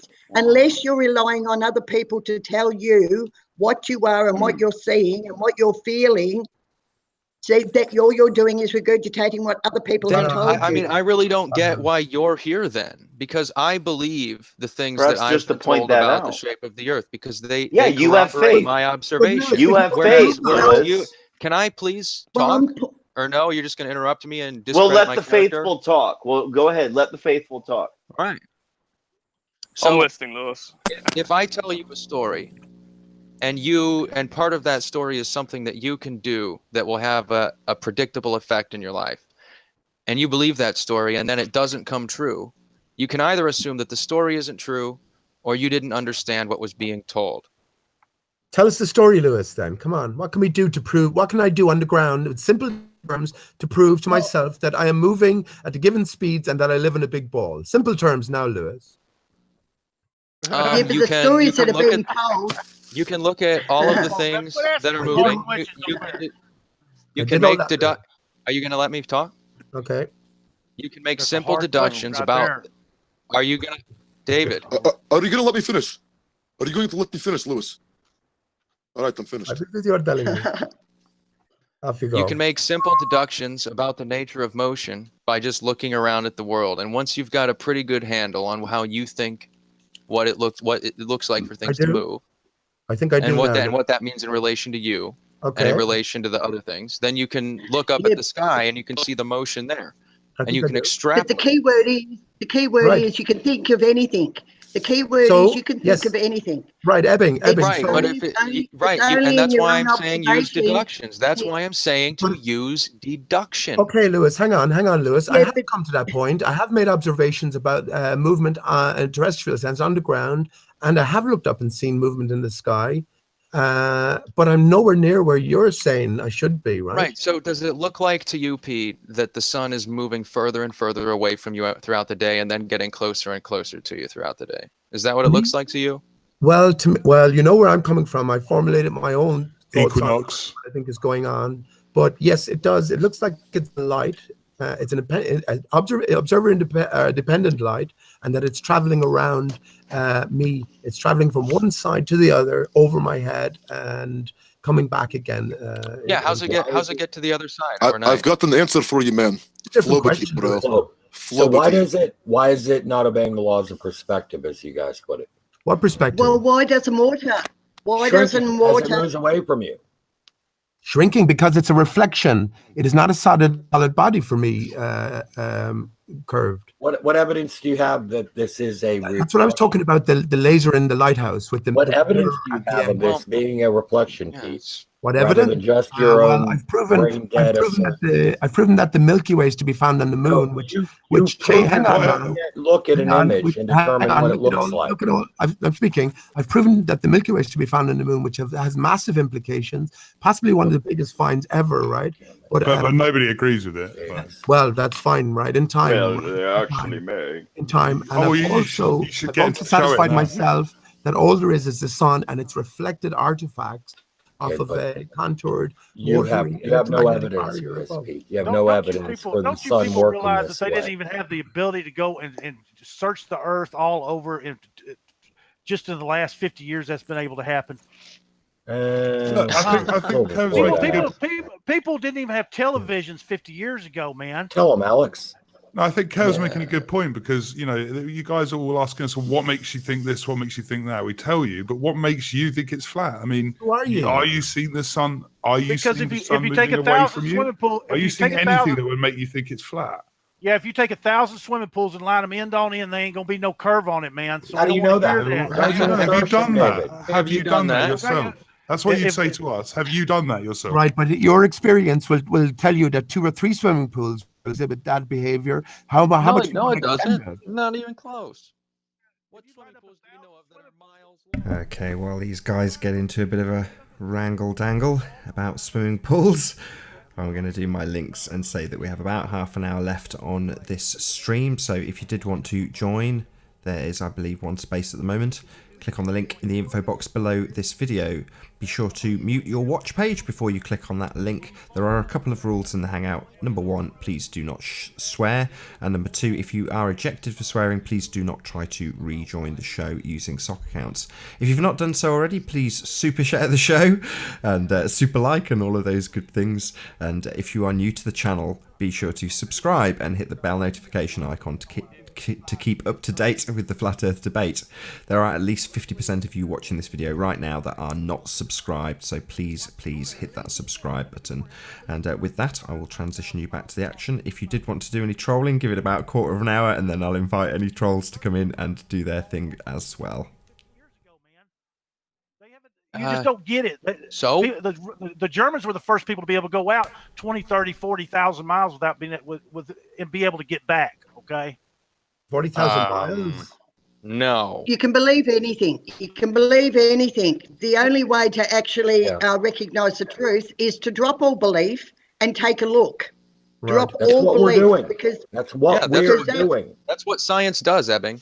So your initial assumptions. You're believing science. But hang on, You're believing science, and so therefore you're caught up in a system. This is to be not caught up in a system. Yeah, a system of skepticism and massacring. But Lewis, your initial assumption is in dropping belief. That's like Lewis, the single your initial consistent belief of assumption. science.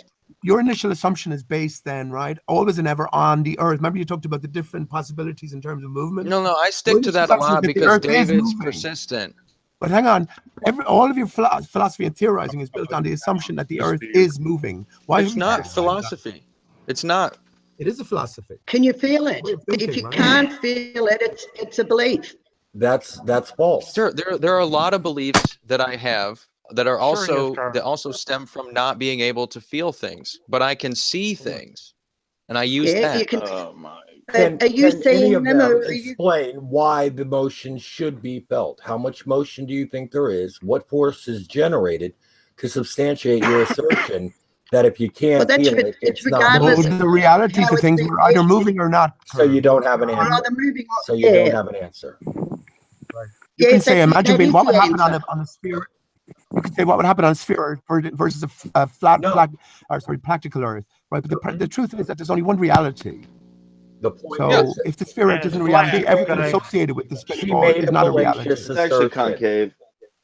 She made a fallacious concave. Earth is concave flow, bro. Concave flow. It's concave flow. Come on, bro.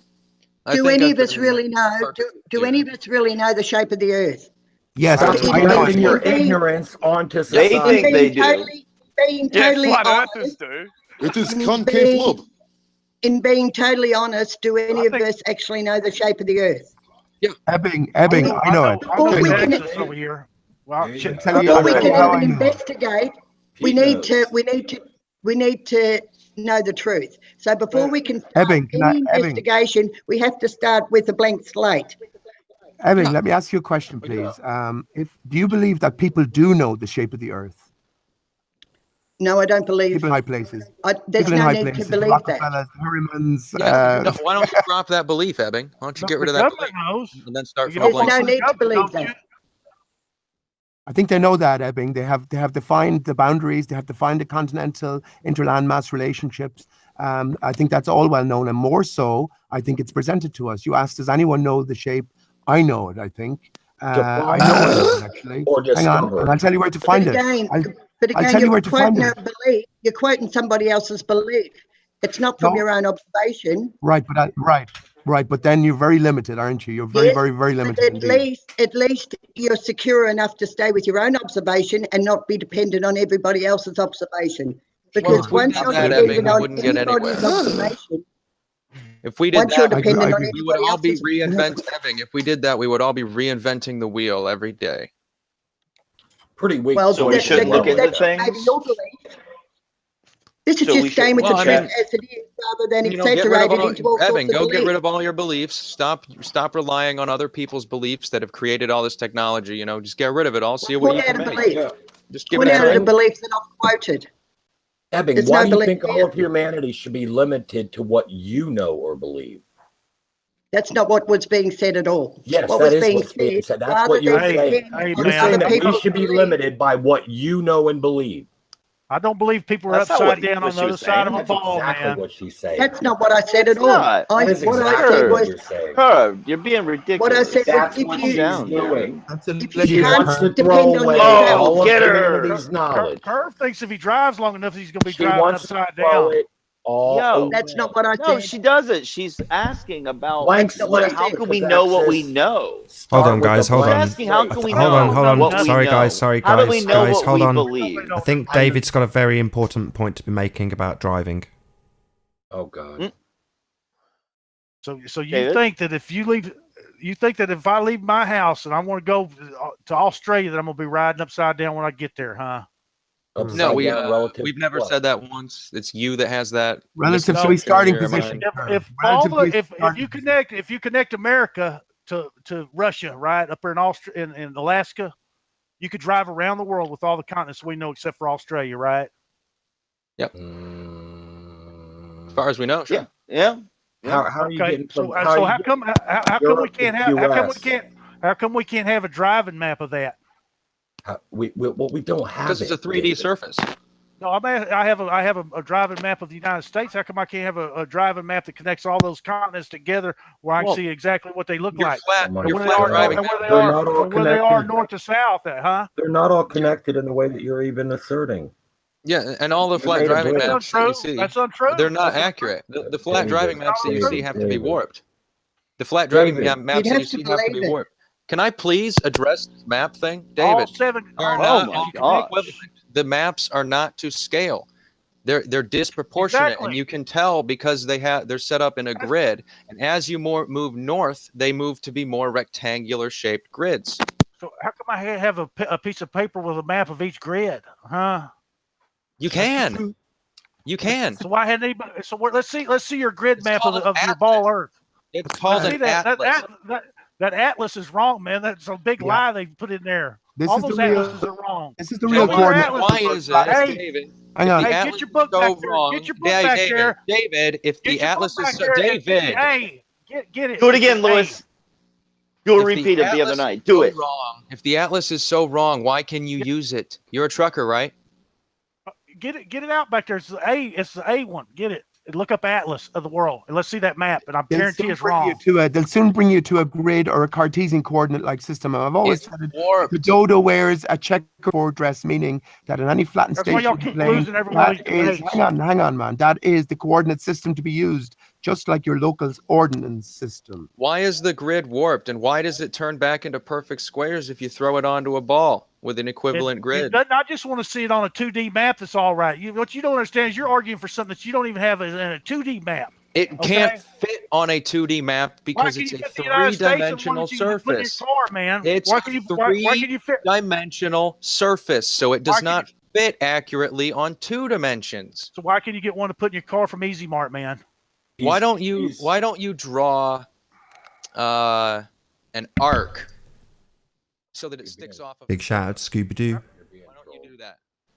We don't want to argue about this. We already know that y'all don't have a map, so we've already No.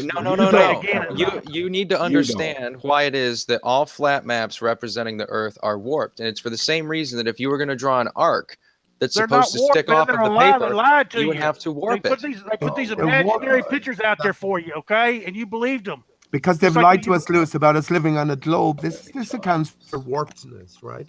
You have to measure. No, it's because the shape of the Earth is 3-dimensional and a piece of paper is 2-dimensional. We live on a flat stationary plane and a Cartesian coordinate system, which is what the square of the square compass represents. It's so funny that you accept the people's authority who made that Cartesian system, but you just throw out everything else. That's hilarious to me. It's not, Lewis, it's your local coordinate system. It's how stationary and intermass relationships. I think there's more land, man. There's probably more land. I'm going to wish you guys luck. You know, it's been a real lot of fun. I hope you guys figure it out. We've been joined by Spurs Chemo. If I can just say a quick introduction to Spurs Chemo. How you doing, Spurs? Have a great night, Mr. Harriman. I'm sorry, Lewis. Mr. How you doing, Spurs? Isn't that interesting? Isn't that interesting? Lewis is mad because Earth is... bear with me, Shield Scanner. I just want to say a quick hello to Spurs. Hey, Spurs. Hello, Spurs. Hey, Spursy. Hello. Hey, Nathan, I just want to... I'm going to die, guys. But, big ups. Yeah, proud... Well, my phone's about to die, but proud to be a part of this, Nathan. Love what you're doing. So... love these little chats. Thanks, Just, Jamie. just to make a point, Lewis Harriman, so one of the best known and wealthiest families around, as far as I'm aware, and he's let's just part. Let's not get into that here or anything. Why not? It's a good piece of history, indeed. Why not? I don't know. People aren't brought up with the whole truth from a very early age. He's playing a role. We obviously know he's playing a role, as there's so many others. But that sort of gives the game away, right? And Harriman, it could have been the book set could have been a gift from the Harrimans, as he's mentioned. His last name is he has different. that look about him, though, doesn't he? And I suspected that before, that he comes from a wealthy Masonic family or something. I don't even get into it, Lewis. Hey, whatever, man. Just showed you though. I told you. I always said there's a greater game. This is Lewis. This is a flat Earth debate with you. We just got to beat y'all every time. It's just the way it's going to be. Yeah, it looks like David, you got him this time. He left tail between his legs, man. Well, he knocked us out last round, but we had to come back this time. Right, while you're all slapping each other on the back, I'm going to do a quick introduction. I've turned you down even if you talk over me. So if I can say a quick hello to 4D4M or A4 or Adam Dwyer. How you doing, Adam? Oh my goodness, what's up, Adam? Hey, how's it going, Nathan? Very well. Very pleased to have you here. Good to see you. Good to see you, mate. I heard Lewis say that a piece of paper is a two-dimensional object, but it's three-dimensional. Of course it is. Like that guy's just off his head. He thinks he's so a Harriman. smart, but he can't even look at his own logic and see any flaws in it. It's like, dude, you just called a three-dimensional object a two-dimensional object. All right, is this technical enough for you, Adam? The Yeah, representation of the globe on the paper is represented in two dimensions. Oh, well, so something on the piece of paper, but that's not what he said. It's He said a piece of paper dimensions. is a two-dimensional Hyper-technical. I agree with you. A piece of paper is three-dimensional. That is correct. So now you're going to try and go into technicalities. Point for you. Like, the point he was is, talking about drawing a you picture on a cannot piece of project paper. a three-dimensional object onto a flat surface. You can't represent it as a two-dimensional plane. If it's origami, You then can't it's do it without You can represent a cube on a That- flat plane. You can unfold it.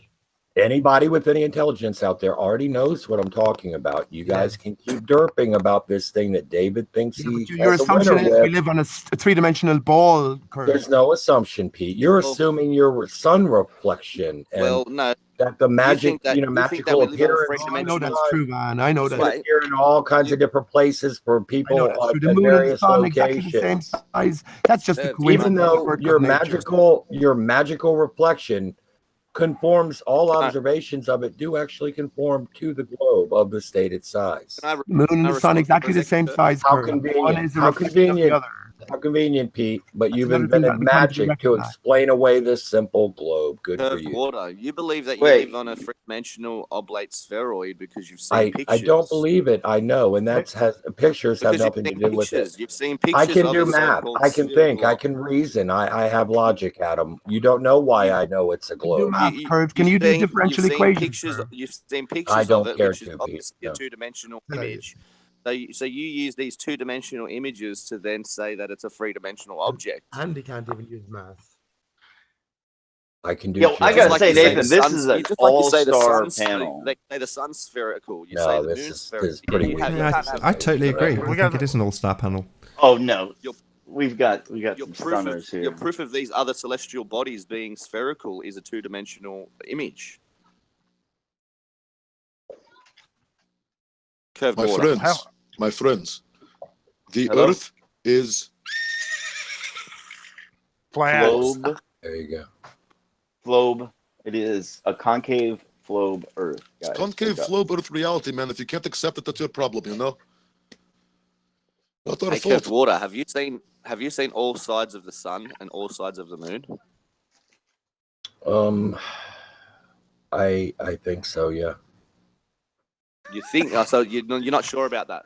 You're not sure about that, then? I You can't think say so? with 100% He can certainty. do the math, Adam. He can do the math, but he And can't do the this, differential equation math. That's I'm the problem. answering your question and Well, being honest. the truth As is, far as I know, yes, I have. Oh, the truth is, this you is haven't seen I all sides of accept what I the. have The truth seen as is, being the other side of so the you moon, the accept other these side of the two-dimensional sun. images Yes. and these two-dimensional images are completely CGI most of the time. Are you So you Australian, say. man? You're going to So say you if you're going to say. say that you've seen the dark side of the moon, you're absolutely But dishonest. I don't You're argue being this. dishonest with This is He's yourself. not listened to proof some of the Ozzy, Earth. man. Your own self. This is not proof of the shape of the Earth, though, Adam. That's Well, what you don't you're get. gonna See, I don't look argue up and about tell these me that things. no, but it is. You asked me a This is the point question, of and it. I gave you a Wait, simple, honest let me answer, dude. elaborate. That's It it. is though. It does Now matter. you're It does trying to matter use because it you're gonna against look me up in and then something tell me that's that irrelevant to the shape of the just Earth. look. You're gonna look up and tell me that these other celestial bodies in the sky are spherical, and therefore it's more than likely that we're on a spherical object. But yet you haven't been able to verify even if these other celestial bodies are spherical. So Adam, when have I ever used that argument? Other bodies in the solar system are spherical, therefore the all Earth is ballers spherical. do. Don't play the When game. have I've I heard them. ever Yes. used that argument, Adam? Once I've been again, in several debates with you've you. He's assumed He's defended never that. He's wrong. used that defended argument. He theory. just agrees with it. I don't use it. I don't like the argument. I disagree with the argument. I don't use it. He don't like to talk about balls in space. Talk about balls on your chin.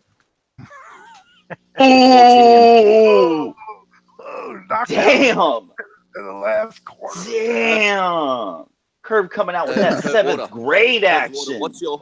What's your biggest proof? Curved It's Water a higher that you grade looked up level than in his Curved Light? crap. A spherical We object. had to come up with. I didn't want to talk about. I didn't want to talk about your mama here now. There, I told you, higher level than his. Curved Water.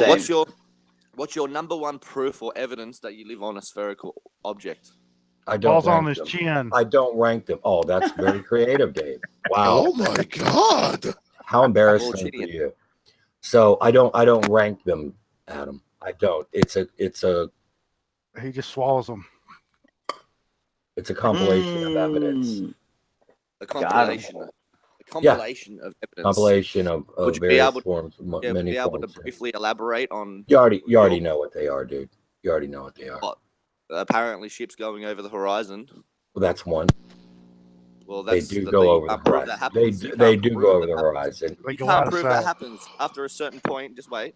You can't prove Anybody that happens who after a certain point. knows anything about what they're looking at knows that they're going over the horizon and they cannot be zoomed back into view. You can't tell me that you see forever. You can't see to where the You don't need to see forever. I can see the top of the ship, Adam. I can see that far in all of these videos.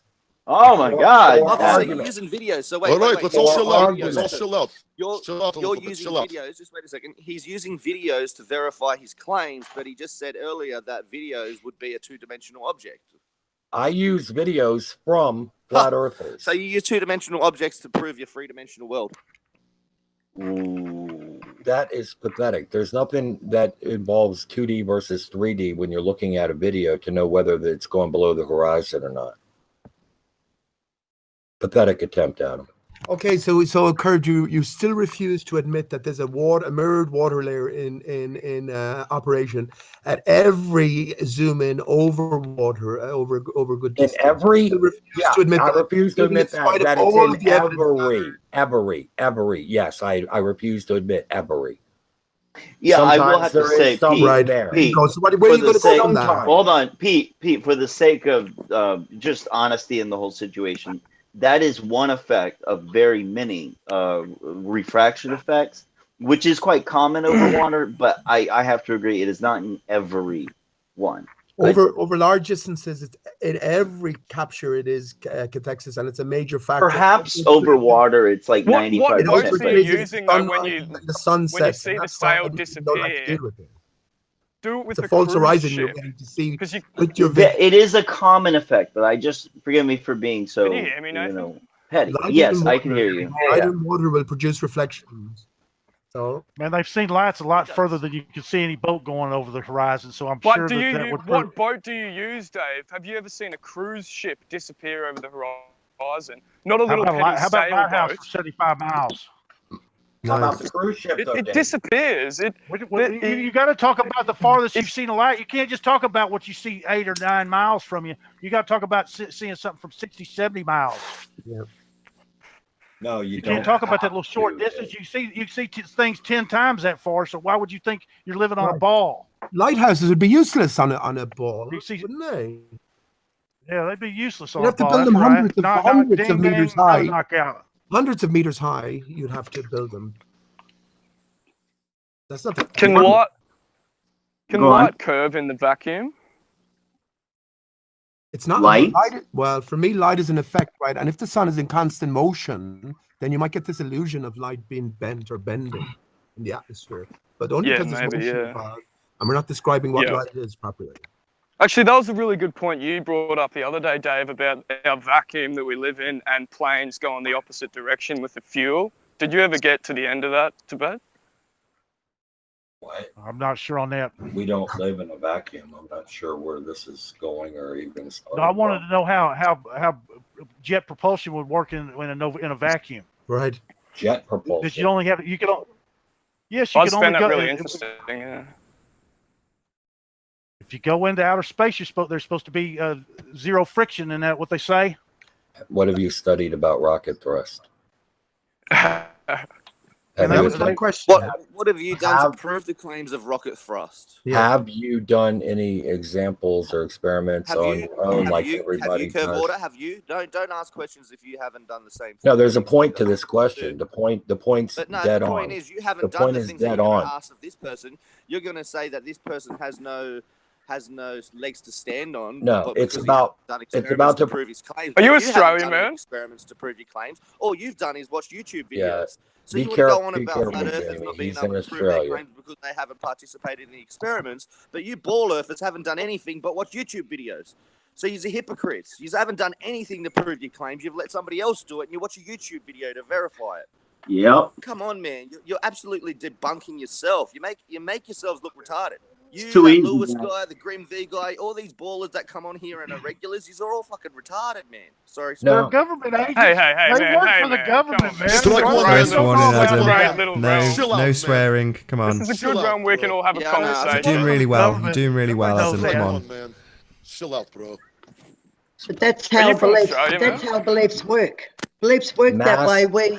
Where No. you continually Okay, you disregard your own observation and Evan. you're They all relying work on for everybody. Hold Evan, on. Adam, everybody. You know, I Hold was on. trying to answer a Disregard question your from own Adam. observation and you're They relying work for on the somebody Office of else's Information Awareness. observation. They work for the Office of Information Awareness people. This is who they are. This is what they do. Yeah. Okay, Get 'em. so why can't you stand on a skateboard, Adam, and take a heavy, dense mass like a bowling ball, a medicine ball, push it away from you as hard as you can, and feel yourself being in C, that you are being forced backwards? Well, If you that'd were actually to buy depend that- on that'll depend on the wheels and the bearings that you have. If I Right. had say Right. Yeah, if I you had, can't say, you can't eliminate all friction. bearings So and this shit and not good bearing. So if I had Adam, bearings, Adam, weren't that bearings good, work against this. nothing would happen. Hang on. What about if you were hanging? What about if you were in a harness, hanging from a branch? The lower the friction, the better. And you wouldn't go anywhere. Yeah, hang on, But the more Adam. friction Wheels in and the whatnot. wheels, You often hear that the example. less you'll see the effect. What happens if you were hanging from a harness, right, from a branch of a tree, and you had the same bowling ball, and you threw that off? What would you expect to happen? I would expect to be propelled backwards a little bit. Right. To the same degree as if you're on the skateboard on the ground? No, because if you're hanging in a harness, you need to be propelled upwards as well. You're Think going about against gravity there. You got more, you know, Be or very your little weight or your density or whatever you freaks want to call it. freaks, yeah, freaks, buoyancy, density, whatever you. Yeah, freaks yeah, are. that. Yeah, that's stupid. All right, we're, Just you don't better smoke. call us So- super freaks over here. So, and Oh, the kids thing are- is, what you need to realize is you people are going to claim that it's the air pressure or the resistance and wind resistance that is causing you to be pushed What about all the other backwards. jobs, though? Now, you can take an even larger, more surface area, but very lightweight object like a beach ball, do the same thing with it, yet with more resistance, more surface area, less mass, much less mass, and you're not going to be propelled very much at all. Does the Earth wobble? Just before you answer that, we've got why about don't you address my answer? We've got a then, David? little under 5 minutes left, just so you know.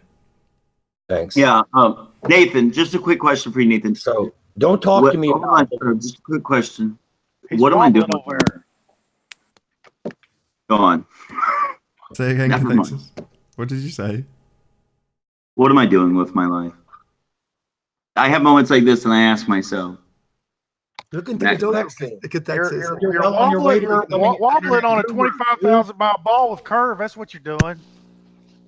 Just keep working on your game, man. You'll get there. You will be the guru you want to be if you just believe in yourself. These moments of doubt, don't let them get you down. Once you get to flat Earth, the dodo awaits, and I literally mean that. And if you think that's a ridiculous notion, turn your Gleason's map so Australia's on the bottom, out pops the dodo. That's your starting point. Can I just say one more thing, and I'll shut up then? Ebbing asked earlier on, how do we know the shape of the Earth, or can it be known? I think it's already known, and they've told us as well. For me, you will find the shape of the Earth on the floor as a mosaic called the Oculus mosaic in the Chambers Street Heart Tube Station, which is below the WTC Center in New York, funnily enough, where 9/11 happened. And the shape of it is rugby ball shape, oval shape, elliptical shape. So I encourage anyone to just Google that and see where that pops up. And sorry, last thing. Oh my God. Last thing, it's a jigsaw piece. You find 5 or 6 pieces of the jigsaw there, and you need one other piece to fill it in. All right, so that's it. Thank you. Is that fact or is that a belief? But again, that would be to take on somebody else's projection or belief of what they've said. Only in our own observation can there be any certainty. I agree. Whenever you're taking on somebody else's, whether it's education or whatever it is, or science or whatever, once you take on somebody else's observation, what you're doing is you're giving yourself away. You're saying, I'm not capable of doing this. I need others to tell me what the shape of the Earth is. And then by quoting the others, it's just believing what's been said. There's no actual direct experience. It depends on the nature of this reality and experience we're having and what sort of sense we can make of it. So I absolutely agree. Beyond a few certain basic things like water's flat and we don't experience any movement, we cannot say anything more in our direct experience about the Earth. This is the point. But yes, that's correct. You don't. That's correct. Unless we're quoting somebody else. You assume. And when we quote somebody else, unless you've lived it, so you got to deal with your own common sense. Right. You believe it's flat. Right, but there is a different picture in place, and Lewis proved that tonight. Lewis proved that tonight. He's one of the Harrimans, which are one of the wealthiest, most influential families on Earth. Right. Everybody named Harriman is related to that family. Interesting. Hey, shut up, Carv. There are answers to be found. But you blow me, little pecker sucking. Metatron. Oh my God. So anyway, keep it dodo. Thanks a lot, guys. Carv got whooped up on tonight. Hail Megatron. Hail Megatron. Cathexis is my son. We are both 33 years old, man, and we believe in flow birth reality. Yeah. And with that, I'm going to say a massive, huge, enormous thank you, first and foremost, to the live audience for sharing the show and hitting that super like.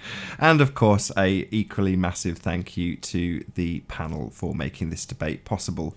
Be sure to like, comment, share, and subscribe.